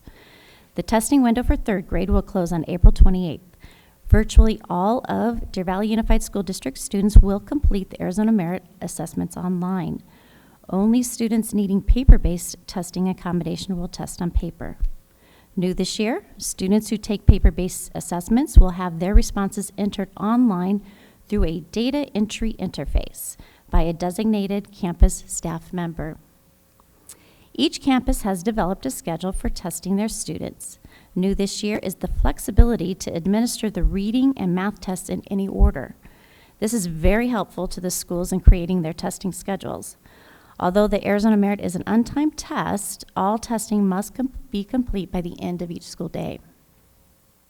School test coordinators received training on all aspects of the Arizona Merit administration on February 9th.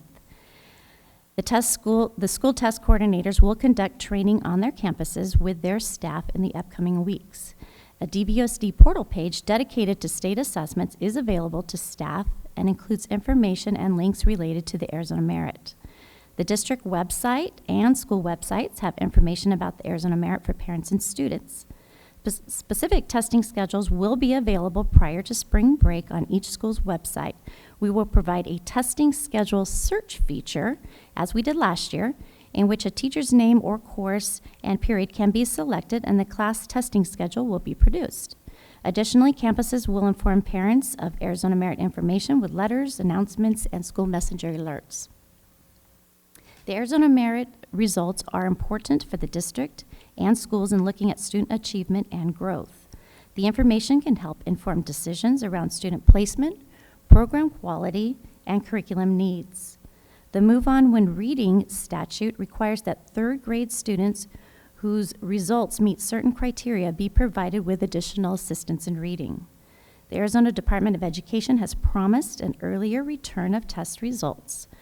3rd grade results are expected to be available online by May 11th, with paper reports delivered to the districts by May 24th. All other results should be available online by May 26th, with paper results delivered by June 23rd.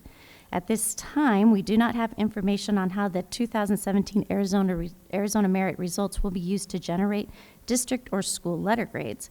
However, the State Board of Education is tasked to approve an accountability model for 2016-17 this school year. The Ames Science Test is designed to measure student proficiency of the Arizona Academic Content Standards in science. It is administered to the appropriate grades on all Deer Valley Unified School Districts on April 12th via paper pencil. Students in grades 4, 8, and 9 will take the Ames Science Test. Additionally, students in 10th grade who did not take the Ames Science Test last year will also be tested. High schools will have a late start date on April 12th, in which testing students will begin at the normal start time, and students who are not testing will begin at 11 a.m. School test coordinators were provided with an electronic training for Ames Science. The coordinators will conduct training on their campuses with specific staff who will be involved in administering the assessment. Similar to Arizona Merit, the DVUSD portal has information and links related to the Ames Science Assessment. Students and parents can find information about Ames Science on the district website and school websites. Schools will also inform parents with newsletters, announcements, and school messenger alerts. The Arizona English Language Learner Assessment, also known as AZELA, is a standards-based assessment that meets both state and federal requirements to measure English language proficiency in reading, writing, listening, and speaking. The AZELA is used for both student placement and reassessment purposes. Students identified as second language learner on the home language survey take the AZELA placement test. The student's proficiency score determines the appropriate placement for instruction. Students placed into an English language learner program will also take the AZELA reassessment once per year until language proficiency is achieved. Students eligible for ELL services but who have been withdrawn from the program by their parents will continue to participate in the annual AZELA reassessment until they reach an overall proficiency level of proficient. Parents may opt out of ELL services but may not opt out of AZELA annual reassessment testing. The placement test is administered within 30 days of the first day of school or within 2 weeks of enrollment. The DVUSD reassessment window for this school year is February 6th through March 16th. The testing format is paper pencil for the reading, writing, and listening portions of the assessment and via speakerphone for the speaking portion of the test. The AZELA stages 3, 4, and 5 tests will become computer-based assessments for grades 3 through 12 in the 2017-18 school year. The data that the AZELA placement test provides is used to determine placement into an English language learner program. It is also used by the ELL teachers and site coordinators to differentiate instruction and coordinate class groupings. The AZELA reassessment results are used to measure student language proficiency growth and to reclassify the student's level of language acquisition. The results may also be used as a state accountability measure. Information about the AZELA test and testing procedures are communicated to certified and classified staff involved in the administration of the test through ELL meetings and AZELA-specific training sessions. Students and parents are notified about testing dates and procedures through individual letters and or phone calls to home. The Career and Technical Education Arizona Skills Standards Assessment validates attainment of technical skills standards. Students receive a State Skills Standard Commission certificate and transcript if scoring at or above the state designated passing score. Deer Valley Unified School District students will participate in the assessment during the testing window of March 28th through April 28th. The assessment is computer-based and administered online. Students in the final year of a program sequence will participate in the CTE Arizona Skills Standards Assessment. That could be year 2 or 3 of a program depending on the course sequence. This spring we have 917 students scheduled to take the assessments. The results of the CTE Arizona Skills Standards Assessments are used to determine students' technical skill attainment. The assessment also provides a performance measure that is reported as part of the Carl Perkins funding requirements. Additionally, the results are used as part of the WestMAC Total Quality Indicators on-site review. Assessment procedures and information are communicated with the certified and classified staff responsible for administering the assessments during the CTE department meetings. As with all state and district level assessments, all Deer Valley Unified School District employees have access to testing dates and information through the DVUSD Assessment Plan Handbook and assessment calendars that are posted on the portal. Students and parents are notified of the testing information through classroom announcements, letters home, and the DVUSD CTE website page. In 2015, the Arizona legislature passed the American Civics Act, House Bill 2064. This bill requires students beginning with this year's graduating class of 2017 to pass a civics test based on the United States Immigration and Naturalization civics questions. Students are required to score 60% or higher in order to graduate from high school or obtain a high school equivalency certificate. Last year, all students 7th through 11th grade took the civics exam so that we could complete the testing requirement with as many students as possible initially. This year, 8th, 11th, and 12th grade students who have not passed have been and will continue to be tested. Beginning next year, all 8th grade students will take the exam, and any 11th or 12th grade students who have not yet passed the civics exam will be tested until they obtain a passing score and meet that graduation requirement. The testing window for the exam school year is from September 1st through November 4th and January 23rd through May 24th. The test was not available from the day prior to the election until the inauguration day in order to reset the assessment with the election results. The test is administered online using DVUSD's School City Assessment System, and the test is a 100-question multiple-choice exam. The results of the assessment are reported on a student's transcript. As of January 31st, our data shows that 98% of our 12th grade students have met the graduation requirement for the civics exam so far. High school social study department chairs and high school assistant principals continue to test 11th and 12th grade students who have not passed or who have not yet tested. They schedule at least one day a month to administer the assessment to juniors and seniors. Something to note, as of January 31st, 48 seniors still needed to pass the exam. Data is pulled the day following the last day of every month this spring. February's data will be available tomorrow, March 1st. We expect the number of seniors still needing to pass to have decreased significantly since January. Instructions for administering the civics test have been emailed to school administration, counselors, 8th grade teachers, and high school department chairs. Information about the assessment, study materials, and sample test questions have been posted on the portal. The DVUSD website contains information for students and parents. Specific test dates will be communicated with students by the classroom teachers or administrators. Please let us know if you have any questions that we can either answer this evening or at another time about our state assessments this spring. Thank you very much. Ms. Ordway. Thank you for that wonderful report, and we will all be tested on that soon. After the assessment. Where it says students in 10th grade who did not take the Ames science, are they taking biology or what are they taking? President Fisher, Ms. Ordway, generally it involves students that did not take biology last year, either because they came from a different district where they didn't start with biology, or for some reason didn't have the class or didn't show up for that day of testing. But they have 9th grade credit of science before they take the test, or yes or no? Yes, all students take a science course in 9th grade. They just obviously didn't take biology, or they were not in class or in school that day. Okay, and then another question was, do we not put include the AP schedule within all of these tests? Yes, the AP, well, it's not a state required test, so it wasn't in this report, but they are tested in May. I was just trying to figure out what that cool schedule is for the kids in between all the standardized testing. Thank you. Ms. O'Brien.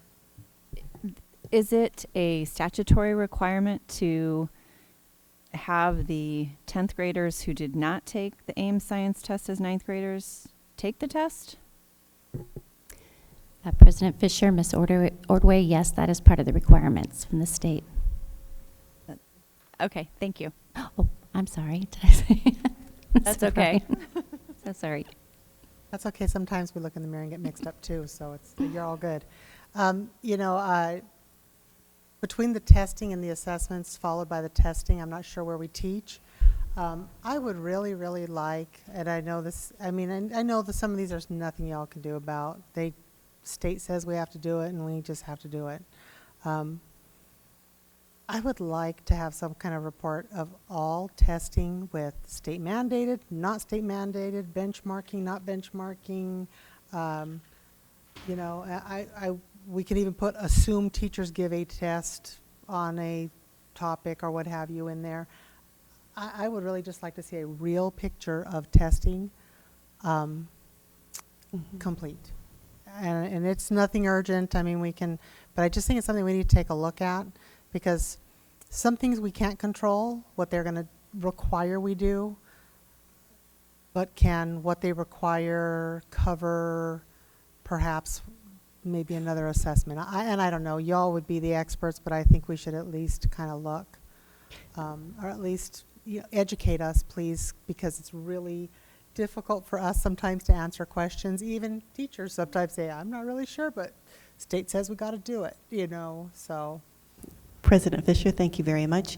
In actuality, we are involved in that process right now, and we'll be inviting any of the board members who would like to join a larger stakeholder group that will meet in March, April, and May as we look at state, national, and local benchmark assessments to see what we do have and what is required of us. It'll be the first phase in an overall look at assessment in Deer Valley at the district level, the school level, and the classroom level. So thank you very much. I don't know about any other board members, but you can all, get me those dates as soon as possible if I can fit them in my calendar, because this is just something that, for me at least, is very important, and then any other board members as well. Yes, I would like to have those dates. I mean, you'll send them out to all of us, of Right, course. right. They will but, be out to all. Thank you very much. Everyone but you. To that point, Mrs. Fisher, I would also like to know if we have a district or if it's a separate high school policy related to the AP testing. My son attends Sandra Day O'Connor. I know what their policy is. I don't know if that's the same policy at the other high schools. So if you could include that in whenever you do Mrs. Fisher's request. Just kind of a full picture. That would be Yeah, that'd be informational. awesome. Thank you. We will. Oh, while you're at it, you might as well include all the ACT dates too, right? Yeah, all testing. That's what they're compiling. President Fisher, Ms. Ordway, today all of our 11th grade students took the ACT test.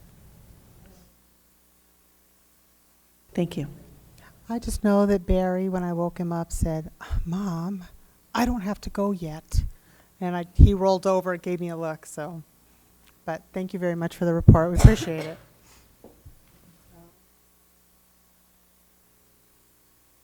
Old business. So that's going to be This one. All right. I move that the governing board accept the administration's and the Social Studies Adoption Committee's recommendation to approve the 7-8 science adoption materials and supplemental resources and award RFP number 16-030-5 as listed on the solicitation results for high school science textbooks, and supplemental materials for FY 2017-18 with optional annual renewal for 4 additional years expiring June 30th, 2022. So moved. Can I get a second? Second. All those in favor? Aye. Aye. Is there any discussion? Oh, yeah, do y'all want to discuss it? I'm sorry. Oh, sorry. You're right, it was old business, so I was going past figuring we'd already discussed it. Ms. Tweedy? I was just curious what impact it would have on our budget if we'd chose, I mean, it has nothing to do with the program. I just am curious because we just sat through a presentation about a large deficit, so. President Fisher, Ms. Tweedy, if we were to forego this adoption, those dollars would remain within our unrestricted capital account, and we could roll those forward from year to year. So if we did not make this adoption, those dollars could be used for other purposes. Of course, that would mean that we would not be able to fulfill the request. We couldn't use it for the adoption and use it for another purpose, but it could be used for any other legal means that the district would want to use it for if it was not approved. Well, and then I guess the next question is there any problem in if we chose to wait and have our budget discussion first and then revisit, like tabling it? Does that cause any type of issue? President Fisher and Ms. Tweedy, I think I would defer to Dr. Galligan, but that would obviously cause a delay in the teachers receiving the resources and when they would be able to gain possession of them to start to build their lesson plans and that, but that's outside of my area of expertise. President Fisher, Ms. Tweedy, obviously we want to have our resources in the hands of our teachers prior to them leaving the end of the school year. So any delay in a decision just pushes that back closer to the end of the school year. So we would want our teachers to know in advance of what materials they would be receiving and have access to them prior to leaving. Well, what is the projected delivery right now? I mean, if say we waited till the next board meeting and we had a budget discussion in between then, would that still make that possible? President Fisher and Ms. Tweedy, we could certainly find out. I know that we are hoping to have our materials and licenses available to us by the beginning of May, end of April, beginning of May. This would push it back by a couple of weeks.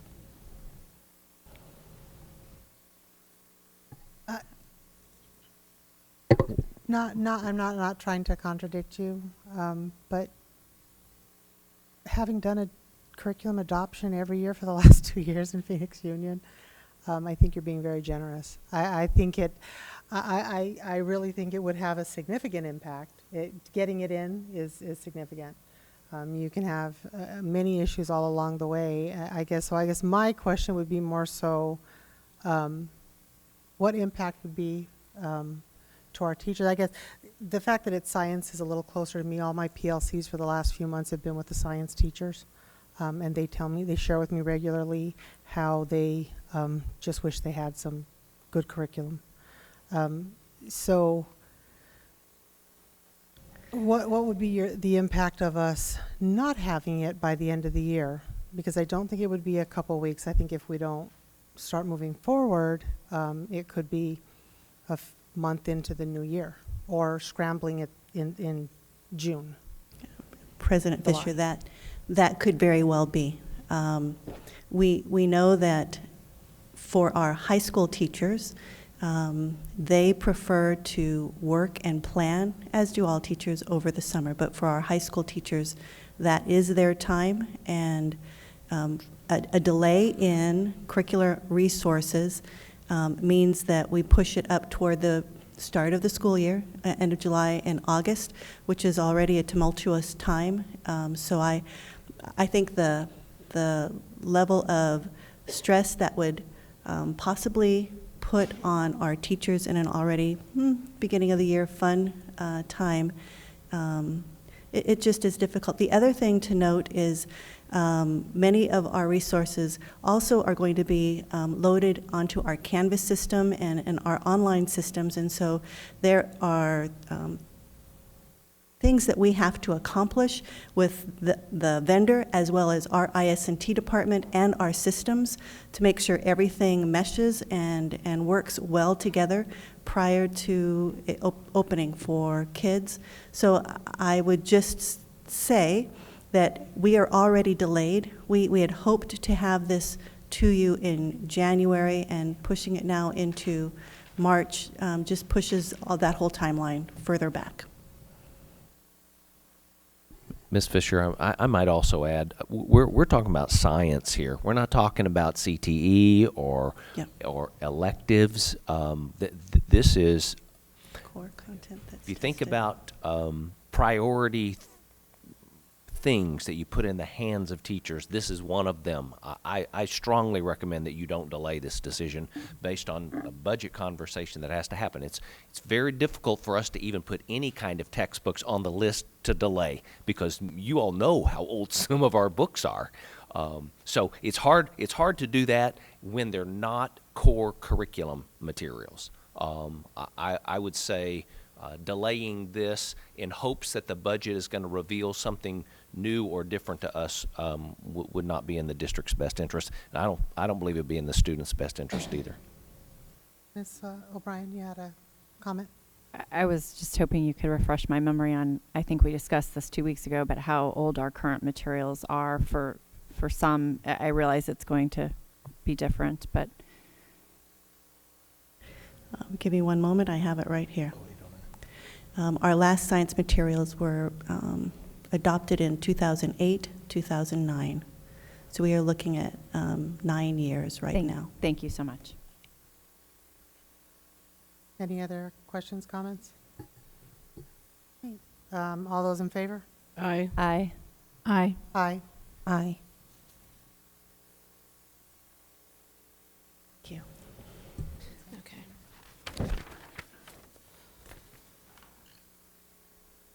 I move that the governing board accept the administration's recommendation to approve consent agenda items 8A through 8E and G and H. A second? So moved. All those in favor? Second. Second.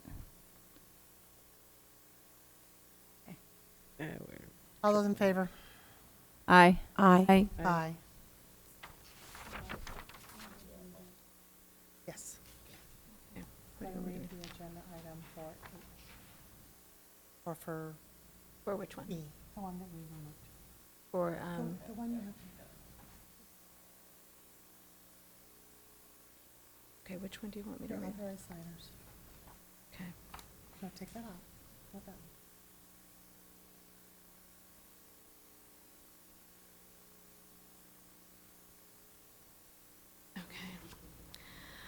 I move that the governing board accept the administration's recommendation to approve Kim Redding, Executive Assistant, Dorothy Ingram, Secretary, Francis Service, and Shirley Clark, Receptionists, as authorized signers for all notice of claims for the 2016-17 school year. Can I get a second? Second. Okay, I'm the one that pulled this off the agenda, and I just, it's not that there's any issues with this. I just wanted to, I pulled it for a clarifying reason. One of the questions that I've been asked time and time again by people is, how come the board doesn't know? How come the board doesn't know what they got served for this, they got served for that? So I wanted to pull this so people see it off the consent agenda, that it's not that, I mean, we do know when it becomes a major issue or becomes further, but to just receive notice, the alternative would be for them to not be able to serve the district except for on-board meeting nights. And that's kind of the reason, because there has to be someone to accept a notice of claim. It's essentially your notice of claim. One thing that I would like to request, because it sometimes things do get past us. Did you know there was a notice? No, I didn't.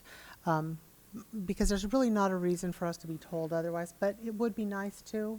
And I would like to request that we just receive, when a notice of claim comes in, throw it on the Friday update or something saying you received a notice of claim for blah, whatever it is. And then if anybody else had any questions for the reason, it was just, I wanted it on the record, not only for the board, but also for the public who has asked me the question multiple times. That's the reason. It's just it's a legal item. This item just gives permission for Ms. Redding, or for, if she's not available, her backups, to just sign that they received it. That's it. There's nothing beyond that. Did anyone else have any questions or anything? I mean, it's a pretty straightforward item. Okay. All those in favor? Aye. Aye. Okay, so next is human resource changes. Okay. I move that the governing board accept the administration's recommendation to approve the human resources changes. Second. All those in favor? Aye. Aye. Okay. I move that the governing board accept the administration's recommendation to approve the 2017 contract language for administrative exempt and certificated contracts. Second. All right. Any discussion? Okay. I have some. There's a couple of things when I go through and look at the contracts. Let me get to them. Yeah, is there an actual presentation for them? Okay. All right, if you want to go ahead and let us know kind of where this came from, and then we'll ask questions. Okay. President Fisher, governing board members, Dr. Weitenheimer, annually we do have our contracts reviewed to legally reviewed for any changes that might occur either through policy change or legislative change. And so you'll see the contracts that are in front of you. There are minor changes to our certificated contracts. For example, you'll see that there's the change of the Prop 123 language has come off since that was last year's change. And this year you'll just see minor things like we no longer have highly qualified, we now have properly certified. And so vocabulary like that has been changed. If you had the opportunity to take a look at the administrative and the exempt contracts, you'll see that there's far more language than there used to be. The intent behind that is to make the exempt and administrative contracts more parallel with the certificated contracts. They used to be vague, and we're trying to make them more detailed and, again, more aligned with the certificated contracts. I did receive a question earlier from a governing board member, and I just did want to point out for all members that the difference that you see in the time frame, that we do need the contracts back whenever we do issue them. In statute, it is 15 working days for certificated members to return their contracts, and in statute, it is 30 days, calendar days, for an administrator to return their contract, and that would be a certificated administrator. We did choose to keep that date with our exempt as well, just for consistency. Are those statutes somewhere we can reference them? Have they? Yeah. Yes, I can provide that to you. I did have them jotted down here if I can find it. For the administrative, it's 15-503. And I do not have this certified one on hand. It looks in here, it could, days, it's 15-536.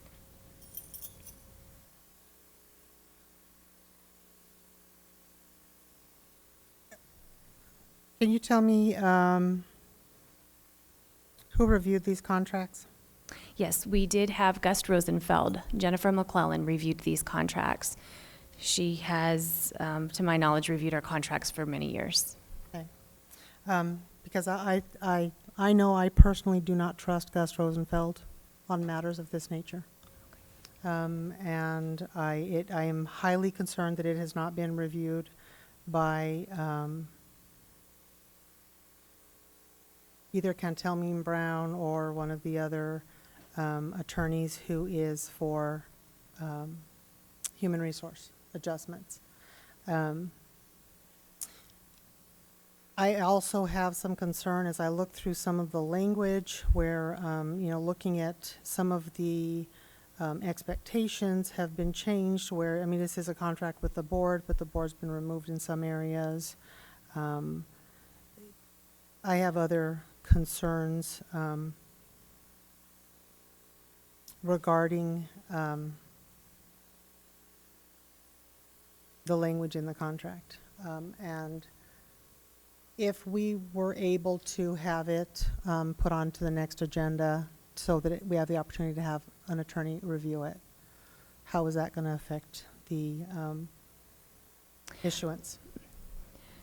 President Fisher, our plan, if you were to approve the contract language today, payroll would be prepared to issue contracts on March 27th.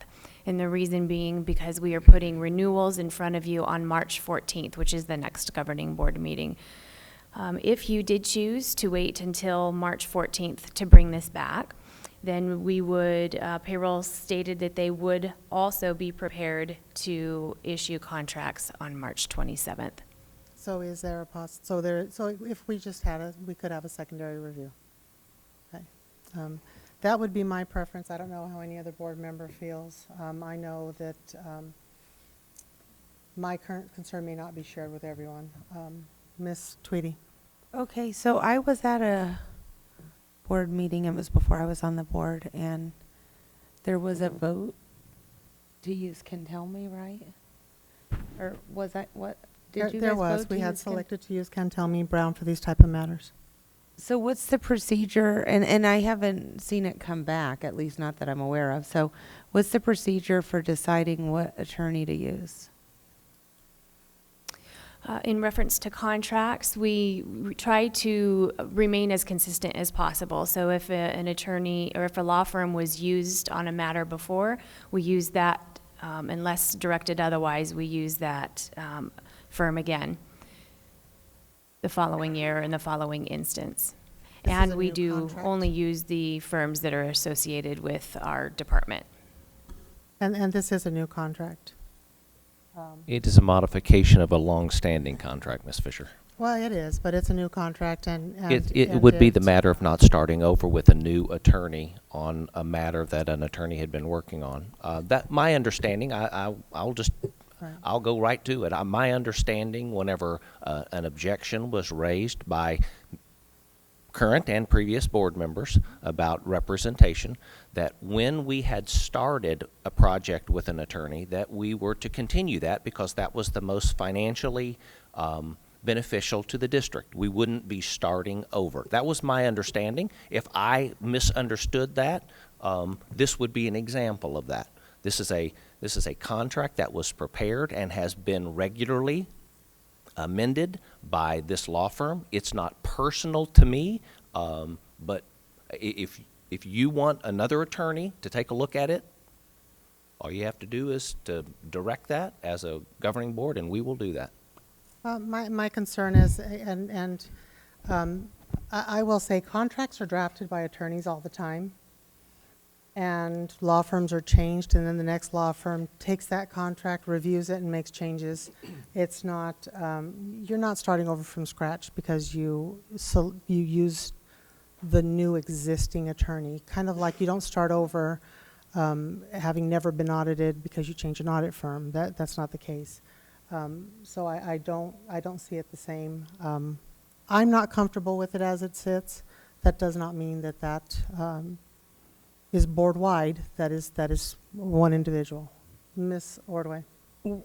When we did make a change to or broaden our law firms to use, we did not say that we would not use Gus and Rosenfeld for something. And in the future, I think that if we don't want a certain legal firm, law firm, to be used, then we say it before we spend the money to actually have the work done so we can have somebody else look at it when it's going to come out to be the same thing. So if we want to have a session on deciding what groups we're going to use, then we should do that. But this just can't go on, that each time that we have some kind of a legal matter, well, we don't want to use them. So we've got to do this prior to the work being done so we're not doing the same work twice. That directive was done. That was done. Ms. Tweedy is correct. It was done in a prior meeting. We did not direct our district never to use Gus Rosenfeld at all. No, we didn't. That wasn't. The direction was that they... I don't want to have an argument. I'm just telling you we did not have that direction. And if we did, then we haven't been consistent in board members saying, please don't use them again. Because they specialize in certain things, and they do very good. We just use them for our bond sales. So I'm just saying... clarification, in that meeting, when we went over all the attorneys, we said that they had to be the attorney for bond because they were the only attorney that did bond. And in that meeting, the directive was that unless they were active in a lawsuit or an action, we were going to use. Well, I'm not going to argue this thoroughly because we have records, but what I'm saying is from this moment on, instead of wasting time and money, that we have a meeting and we get very clear about our directions with law firms. And I don't agree or share your opinion with Gus Rosenfeld not being above board. So that's all I'm saying. And that's, I would prefer we pull the record because it is, I believe it was made clear and was voted on, has not been voted on since. However. Perhaps you could clarify specifically what is in the contract that you feel uncomfortable. There's several different things. We'd have to go line by line, and I don't want to hold these people doing that, which is why I'm asking that we push it to the next agenda. I'd like to call the question. Yes, Ms. O'Brien. Can we take a vote on the item or someone needs to make. Well, she has one more question. Ms. Tweedy. I guess in hearing your concerns, and I mean, just remembering the previous board meeting, and I would have to go back and listen to the tape. I don't remember exactly what was said. I guess my concern is this wasn't brought as a preview item at the last meeting, so we weren't able to have a discussion on it, and now we're voting on it. And I really don't know what Ms. Fisher's concerned about. So if I mean with the language, because I would have to compare them and really read them. And had this been brought as a preview item, and without remembering the specifics of the agreement with the attorney, I just remembered, and I don't even remember why the other two board members weren't happy. So with all that, I just, if it doesn't make a difference in when the contracts go out, I guess I would like to suggest we table this item. Have to make a motion if that's. I have a question then. Yes, Ms. O'Brien. Do we have an approximation on what this will cost us additionally? I wouldn't have one, no. Okay. Well, I mean, I'm not necessarily, I don't even know, I didn't get a chance to I even guarantee read. the cost would be less than the investigation we had them do against a board member last year, though. So I believe it would be less than that. It would be less than other things we had them do, like an investigation that we had them do last year, so, yeah. Ms. Tweedy, if you want to make a motion to table it, you can make that motion, or we can vote, one of the two. I mean, okay, well, I guess before I table it, because then I can't talk. No, you can. If I did make a motion to table it, I would like to have time to read it, figure out what the legal fees. I would like to hear what was agreed to on the attorney. I'm not saying I'm voting to, or I'm motioning to table this so we can automatically spend additional legal fees. I'm just trying to figure out. I don't even have time to figure out. Yeah, or I don't know, and I don't know if that was the agreement, and I don't know everyone's reason for not liking this law firm, so here we are. I wish it would have came as a preview item. Okay, if you want to make the motion. Ms. Frank? I would just say I'd have to agree with Ms. Tweedy. I'm not wanting to spend money for a legal opinion that we may or may not need, but I would like to understand what the concerns are with the language. And we can't do that here and now, so. Okay. Oh, you want to do that here and now? No, we don't have time to do that. Okay. Here and now, this Well, I would like to motion to table the item. Can I get a second? I'll second. All those in favor of honoring this motion? Aye. Aye. All right, All those opposed? so I'd like to have clarification. Are we going to have another lawyer review this contract or not? Because we can't wait 2 more weeks and then not know what we're doing. So I would appreciate some direction. Since the opposition to the contract is mine, knowing I do not trust Gus Rosenfeld, I also do not want additional expenses on the district. It very much upsets me when board members especially waste district funds. So I will look at it greater. I will highlight my issues. I will provide them to the superintendent. He can provide them to board members. And it may be that I go more into detail, and it may not be his issue, and then we can decide on that. You can find out whether or not the board wants it reviewed beyond me. If no one else wants it reviewed beyond me with those, then we'll bring it back without a second legal review, and board members can just vote. Will that work? I do not understand those directions. I'm sorry, I don't. Because I'm not sure if that means we had legal review and then a board member is going to take the contract and recommend adjustments. Do I take it then back to a board member? I'm sorry, I'm not trying to be difficult. I do not understand what you would like us to do in order to get contracts ready so that we can get them to our employees. Well, I mean, I thought, I just heard they would go out on the same date, whether we approved them at this meeting or next meeting. I wasn't trying to hold up anybody's contract. I understand that. And I was saying, I do think, I mean, I don't know if there's a reason to legally review them, Dr. V. You didn't bring them to us as a preview item. I really don't know what Ms. Fisher's talking about in the language, and I don't want to just approve something without understanding her concerns. So, I mean, I tried to review all of the budget materials, the superintendent search, everything else that was given to me, and I thought I reviewed the contracts, but now I'm sitting here and I'm not going to just approve something if I don't know there's something in there that I shouldn't be approving. I can't speak to Ms. Fisher's content disagreement here either. That was all I was saying. So let me recommend that we pick an attorney that Ms. Fisher does approve of, and we will ask that attorney to look at this contract. That's the easiest way for us to move forward. That's fine. That is the board's prerogative for us to do that. I will apologize to any board member for misunderstanding what I understood the agreement was related to attorneys and their prior work in the district. I apologize for that, and I can assure you in the next few months that will not happen again. Okay. So in the meantime, let's get a contract that you all can be comfortable with so that we can have, so we can move forward. So if we're in agreement with that, I'm good with it.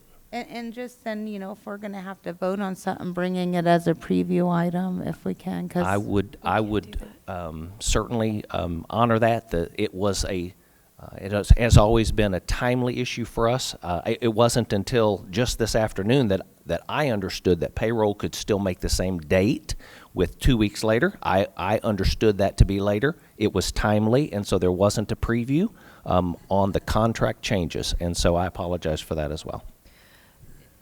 President Fisher, Dr. Weitenheimer. I think Mrs. O'Brien and myself would like to vote on the motion that was already on the table. Okay, but we already voted. You guys voted. We didn't vote. We voted because we discussed this in our thing. We voted, Ms. Tweedy made a revision, and we voted to accept that. Right, you voted, the three of you voted to table, but what you did not do No, was... we voted to accept her motion to table. We now have to vote. But we on didn't whether or vote. not. Can I, Period. excuse me, but we didn't amend the motion. When you amend a motion, then there's a vote to amend it, and then And then we voted on the amendment. We have voted.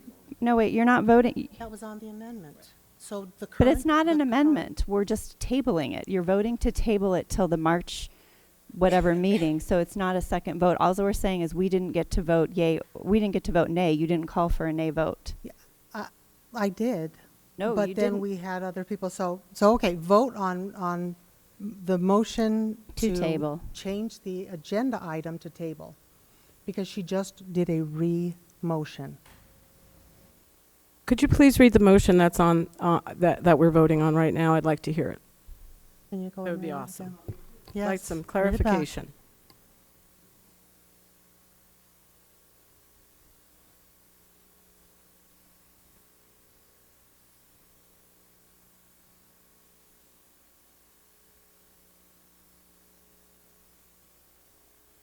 Administrative exempt and certificated contracts. And then go to the next motion, And because that's not the there last was one. no vote taken on that motion. Correct. There was a second, no vote, and then the next was that Ms. Tweedy motion to table the item. Right, so we're amending that's amending No. what the current table thing is. No, it's not an amendment. It's just a motion to table. But, you know, we've changed it every board meeting, and we discussed this in but we can go ahead and vote on the first one and then vote on the second one then, if that's what you wish to do. No, what I think what we were trying to say is that after you called the vote for the table, Right. Mrs. Fisher, three of you voted. I understand three of you voted, but you did not. You might have called for it. We didn't hear it. It didn't occur. So No, I understand that. Okay. And we do still need to call the nay, and the two of you can do your nay, but I want to make clear that that's and Dr. Weitenheimer just stated it as well, that's the vote on the motion, the changing the motion from one to the other, because this is what we discussed we would do. I don't Okay, like so- it that way either, but. So for can we get- clarification, you're saying that we're voting on tabling something, that we're doing something totally different, which is getting a new law firm to look at the contracts. No. Do we add that in there or not? I'm just trying to understand what we're doing. My understanding, and please correct me if I misunderstood, of Ms. Tweedy's motion that I seconded, and again, if I misunderstood, please feel free to correct me, is that we were tabling it until the next board meeting so that we could discuss it. But we were making the motion to table. There was no mention of another law firm in that motion. Okay, so we're not going to have any legal looking at this that sits in front of us now, just we're going to understand it better That through a hasn't- meeting or what? That hasn't come forward. What we moved to do was she made the motion to change our current motion to tabling it. Then we voted, we started to vote on that. So 3 voted aye, 2 still have not yet voted. But then discussion occurred where Dr. Weitenheimer was seeking to know what that would look like. So we need to first vote on the Nay. change of motion, Okay. and then a vote on whether or not that motion passes. Okay, I believe I'm voting nay to table this motion Yes. to the next meeting. Okay. Now we need a vote on whether or not the current motion sits based on the way we had established it. Is this correct, Dr. Weitenheimer? So the vote now is whether or not to table this. That's what we're voting on. We voted on the change to the item. Right. This is what we agreed on. Nay. Nay. Ms. Tweedy? Aye. Aye. Aye. 3-2. Okay, now we need to move on to the next agenda item. Sorry. My thing went dead. Move my agenda. Or did I move my agenda? It's a preview. Okay, our next item is a preview item, so our guaranteed maximum price. Jim, I'm assuming. President Fisher, members of the board, Dr. Weitenheimer, we do have a preview item for you this evening regarding the Desert Sky Middle School modernization project. I have a little bit of upfront information just to make sure that everybody understands what we do with the modernization project, or at least the goals of our modernization projects. Just a reminder, this is just a preview item. Appreciate any input or feedback from the board. Our intentions are to bring this back to the board at the March 14th board meeting for your formal consideration. We have 5 tenets of modernization projects when we do these: safety, security, wayfinding, conservation, and then just to improve the overall learning environment. We have we had determined that we would base the order in which we would do these based on the original construction date of the project, and I'll show you what that looks like. That has already been altered from the original plan, and the 2013 bond authorization gives us the $35 million to be able to fund these projects. It's $35 million in total. Since the Desert Sky Middle School is a middle school project, the middle schools are a little bit larger than the K-6s that are also on the list. This project was allocated $8 million worth of bond funds. Here's the order in which we originally had planned to do the modernization projects, but Esperanza was at the end of the list due to a previous board action. The board approved to do Esperanza Elementary School first, and so that project has now been completed. We hope to be able to announce that in an upcoming update that it's completely done. They are moved all back into the, as we toured this school on the Saturday that the board was working, we had 4 classrooms that we were finishing up. Those have since been completed. So Desert Sky is the project that's scheduled for 2017, and Arrowhead would be next, Bel Air, and then Hillcrest Middle School. each in subsequent summers, we would do this work. Just kind of highlighting the timeline. We, as I mentioned, $8 million of the 2013 bond plus $500,000 worth of adjacent ways. A new statute requires us to get adjacent ways approval. You'll see that in the timeline moving forward. But Orcott Winslow is the architect of record. They were named back in September. In November, McCarthy Building Company was awarded pre-construction, so they're our general contractor. And I'd be remiss not to mention the efforts of the campus themselves. Ms. Resitar, the principal, as well as the staff, have been intimately involved in the design and the help of the improvements that are scheduled for this particular project.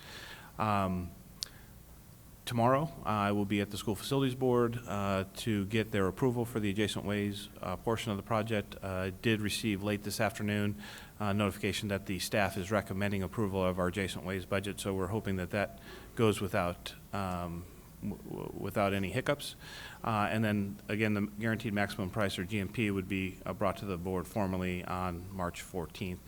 We assume that guaranteed maximum price to be $7.6 million. The balance of the total budget, or $900,000, would be what we refer to as soft costs. Those would be non-construction related costs, so the architect, permits, inspections, things of that nature.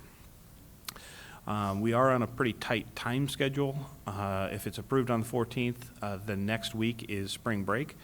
So we would like to get the contractor started because we have that opportunity. And so they would, again, pending formal board approval, they would start on the week of our spring break. Tentatively scheduled to complete by December of this coming year. That's a very aggressive schedule, I will admit. Just wanted to highlight, I know this is a little bit difficult to see. This is the existing layout of the campus. We wanted to point out a couple things. We do have some security issues at the campus just because of the era that it was built in. We have some undersized classrooms. The classrooms there are 735 square feet. That's pretty small by our standard. We have some undersized band and chorus, specialty classrooms as well. The cafeteria is currently located on the southeast corner of the diagram you see there. It is adjacent to 51st Avenue, a pretty busy thoroughfare. So that's where the students actually congregate after they're done eating as well, right up against a busy thoroughfare. We have poor visitor control. We have congested drop-off area. And many other aspects of the campus that we hope to improve. This is what we hope to see in terms of the improvements on the campus. We are relocating the cafeteria and kitchen on the campus to the west end, so it'll be adjacent to the gym on this particular campus, creating some remodeled classrooms, so taking 3 classrooms and converting them into 2 so that we have larger space for some core subject areas. Reallocating the existing cafeteria for band and chorus and practice rooms, improving the parent drop-off flow. That really is the primary cost of the adjacent ways. Much of the fire lane improvements to bring that all up to code. We're introducing some daylight into classrooms, a lot of safety measures to meet our standards, and just some general overall aesthetics of the campus as well. We're excited about the opportunity. I do need to let you know that we've worked diligently on the GMP. This is as tight of a budget as we have done on one of these modernization projects, meaning that we have pulled all of the rabbits out of the hat, we think, to be able to make this within the GMP and the schedule that McCarthy is working on. So compliment the team that has put that together. But I think it is indicative of some of the inflationary costs that we're seeing on some of these construction projects, just kind of a forewarning for future projects that might be something that we have to contend with. I'd be happy to answer any questions the board might have.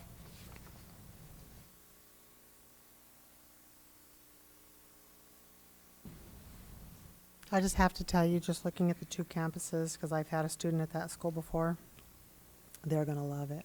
So you guys have done a really wonderful job, and I appreciate it. This item will come back to you on March the 14th for approval. Dr. Galligan, high school math curriculum? Good evening once again. President Fisher, members of the board, Dr. Weitenheimer, and guests. Tonight, Kathy Borgeson, Manager of Academics and Assessment, and I will provide a preview of the curriculum resources we are recommending for approval for high school mathematics. We are very grateful for the participation of these dedicated individuals for their service on the committee charged with vetting vendor proposals, evaluating materials, and devising the proposals for purchase. The committee consisted of high school math teachers, a high school math administrator, a mathematics instructional coach, an 8th grade teacher who teaches high school math in middle school, and district representatives. President Fisher, members of the board, Dr. Weitenheimer, and community. The process for selecting curriculum materials for our high school math courses began in September. During the process, all of our high school math teachers and the public were solicited for input. Best and final offers were received in early February, which ultimately influenced the final recommendation. The last time Deer Valley Unified School District purchased high school math curriculum materials was in 2009, well before Arizona adopted the College and Career Ready standards and even before the Common Core standards were drafted. Our teachers are desperate for new and aligned curriculum resource support.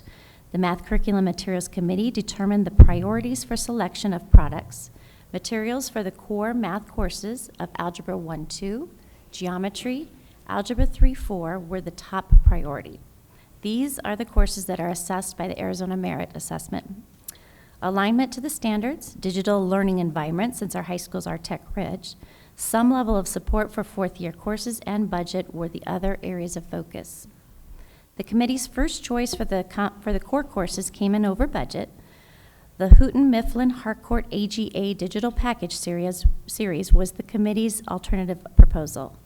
The advantages to this program include a balance of conceptual understanding, application, and fluency, small group and critical thinking activities, lessons built on a structure of the 5 E's, which include engage, explore, explain, elaborate, evaluate, and intervention support materials, and a digital platform called Personal Math Trainer, which is an adaptive assessment and personalized learning system for students and an automatic reporting and intervention system for the teachers. Curriculum materials for fourth-year math courses were only identified for our highest level of math courses, calculus and AP statistics. The committee determined that the materials submitted for consideration for the other fourth-year courses were not substantially better than our current materials, especially in light of the limited budget. Cengage's Calculus for AP is being recommended for our high school calculus courses. It is the first textbook co-authored by the award-winning mathematics textbook author, Ron Larson, and an actual high school AP calculus teacher. The committee's calculus teachers really liked the approach of the textbook and felt that it was more targeted to high school students than other texts. The recommendation for AP statistics is Bedford, Freeman, and Worth's Practice of Statistics. The highlights of this resource include critical thinking questions, hands-on activities, data exploration, and AP exam tips. For Algebra 3-4 honors and all of our fourth-year high school math courses, the committee is recommending Pearson's Math Excel as a tool for teachers and students. Math Excel is a powerful online homework, assessment, and tutorial program. It automatically grades homework assignments, provides personalized homework and study plans, and gives immediate feedback to students. Teachers are able to assess individual and groups of students using data-driven reports. The digital resource will be available to the district for teacher and student use for 5 years. A limited quantity of print copies of textbooks will be provided to each campus to accommodate students who cannot or are not allowed to have digital access to materials. If approved, orders for the materials will be placed next month so that teachers can have access to the resources over the summer. Vendor-provided professional development will commence as soon as school resumes. The initial professional development sessions will be in-person trainings with follow-up webinars. Online learning and technical support are also available. Best and final offers were received from the vendors in early February. Unfortunately, the committee's first choice for curriculum materials for the core high school math courses came in considerably over budget. The committee's agreed upon alternative choice was within budget. The projected cost for all of the recommended curriculum materials proposed for high school math courses is just under $645,000. We are pleased to report that this is within our budget. The curriculum materials will be purchased with capital funds designated for this purpose. This is a preview item tonight, and we will bring it back for your consideration for action at the March 14th Governing Board meeting. Thank you. I have a question. Ms. Ordway. How are these textbooks or whatever it ends up being, it's not all textbooks, I know there's CDs and whatever, aligning with the new standards that Superintendent Douglas just put out? Yes. Well, not, I mean, it was a collection of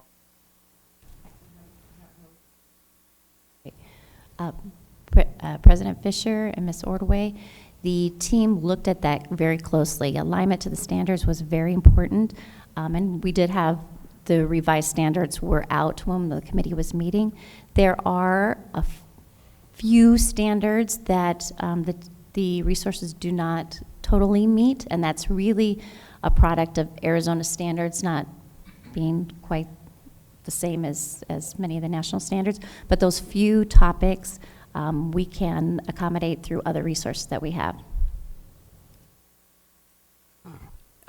Yeah, because she had spoken last night and talked about them actually supplying things for those that either have older adoptions or that are going for newer ones that wouldn't have the alignment. So I just wanted to check on that. Thank you.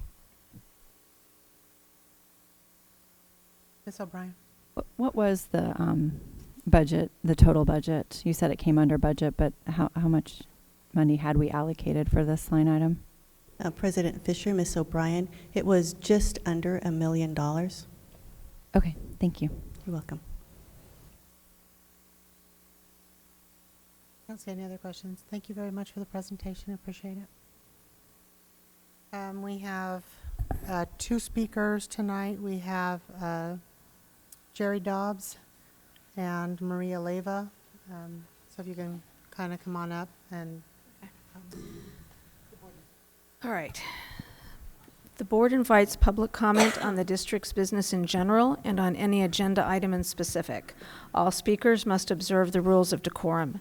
Speakers must fill out a card listing name, address, and topic and hand it to the board secretary prior to the president calling the meeting to order. Speakers must make their comments in no more than 3 minutes. If necessary to accommodate all speakers within the 30-minute overall limit, the board president may shorten each speaker's time. Constructive criticism is in order. Rudeness, vulgarity, disruptive conduct, or remarks disrespecting personal dignity are not in order and will not be allowed. Under the Arizona Open Meeting Law, the governing board cannot discuss or act on any items not listed on the agenda. Board members may respond to criticism made by a speaker, ask staff to review a matter, or ask that a matter be put on a future agenda. And state your name for the record. Maria Leyva, President of Deer Valley Education Association. So President Fisher, Vice President Frank, Governing Board, Dr. Weitenheimer, guests. I've been a member of the National Education Association my entire teaching career, and I'm proud to say that this Thursday, March 2nd, marks the 20th anniversary of the National Education Association's Read Across America, the nation's largest reading celebration with more than 45 million students, parents, educators, and others participating every year. The National Education Association provides many resources online, like a reading pledge, top book selections, activity guides, reading reward certificates, event ideas, as well as tips for parents to encourage their children to have a love of reading. In Deer Valley, we hope that many of you will be able to visit classrooms and celebrate with the children the 20th anniversary of the National Education Association's Read Across America. Thank you. Please state your name for the record. Jerry Dobbs, President Fisher, board members, Dr. Weitenheimer. I'm here to address the issue that has not been, happened 2 years ago and hasn't been sufficiently closed out as of yet. Two administrators, in attempting to protect two minority students, got themselves in trouble with the AIA. Subsequently, they made a decision to allow students to play, and the AIA, one member of the AIA got upset about that. 3 days later, the AIA, it was 3 days because there was a holiday in there, they agreed that the students were not in trouble for the violation that they had originally indicated, or the violation that the two administrators pointed out to them. But the particular member of the AIA decided that those administrators made that decision based on their own volition instead of allowing the AIA to make that ruling first, even though it was made within 3 days. So they went after the administrators. Well, administrators fought that. Subsequently, to go forward quickly, the person at the AIA that was using that as a political thing to become the director of the AIA got himself fired over that incident. Subsequently, the board of the AIA voted that that violation that was in place was wrong. They voted on that because of the administrator at Deer Valley High School did the research of all the other states surrounding Arizona plus a few others and presented to them what they should be using as a violation for that particular situation. Ultimately, they adopted exactly what the administrator suggested that they use. All the students now in the state of Arizona, not only those two students, don't have to face the same thing that those two students faced. No administrator has to be faced with that, and no school district. They ultimately found out that the administrators were not at fault. Subsequently, that person at the AIA was still there when it was time for all of the students to participate in activities and extracurricular activities at the state level. That particular individual threatened the two superintendents with the fact that if they didn't drop their case, they would in fact suspend all of the students at Deer Valley High School and none of them would be able to participate. So protecting students, again, they decided after really a brief time that they would throw in the towel as long as AIA agreed and put it in writing that they would not suspend any of the students. Mr. Dobbs, your time is up. And put them in trouble.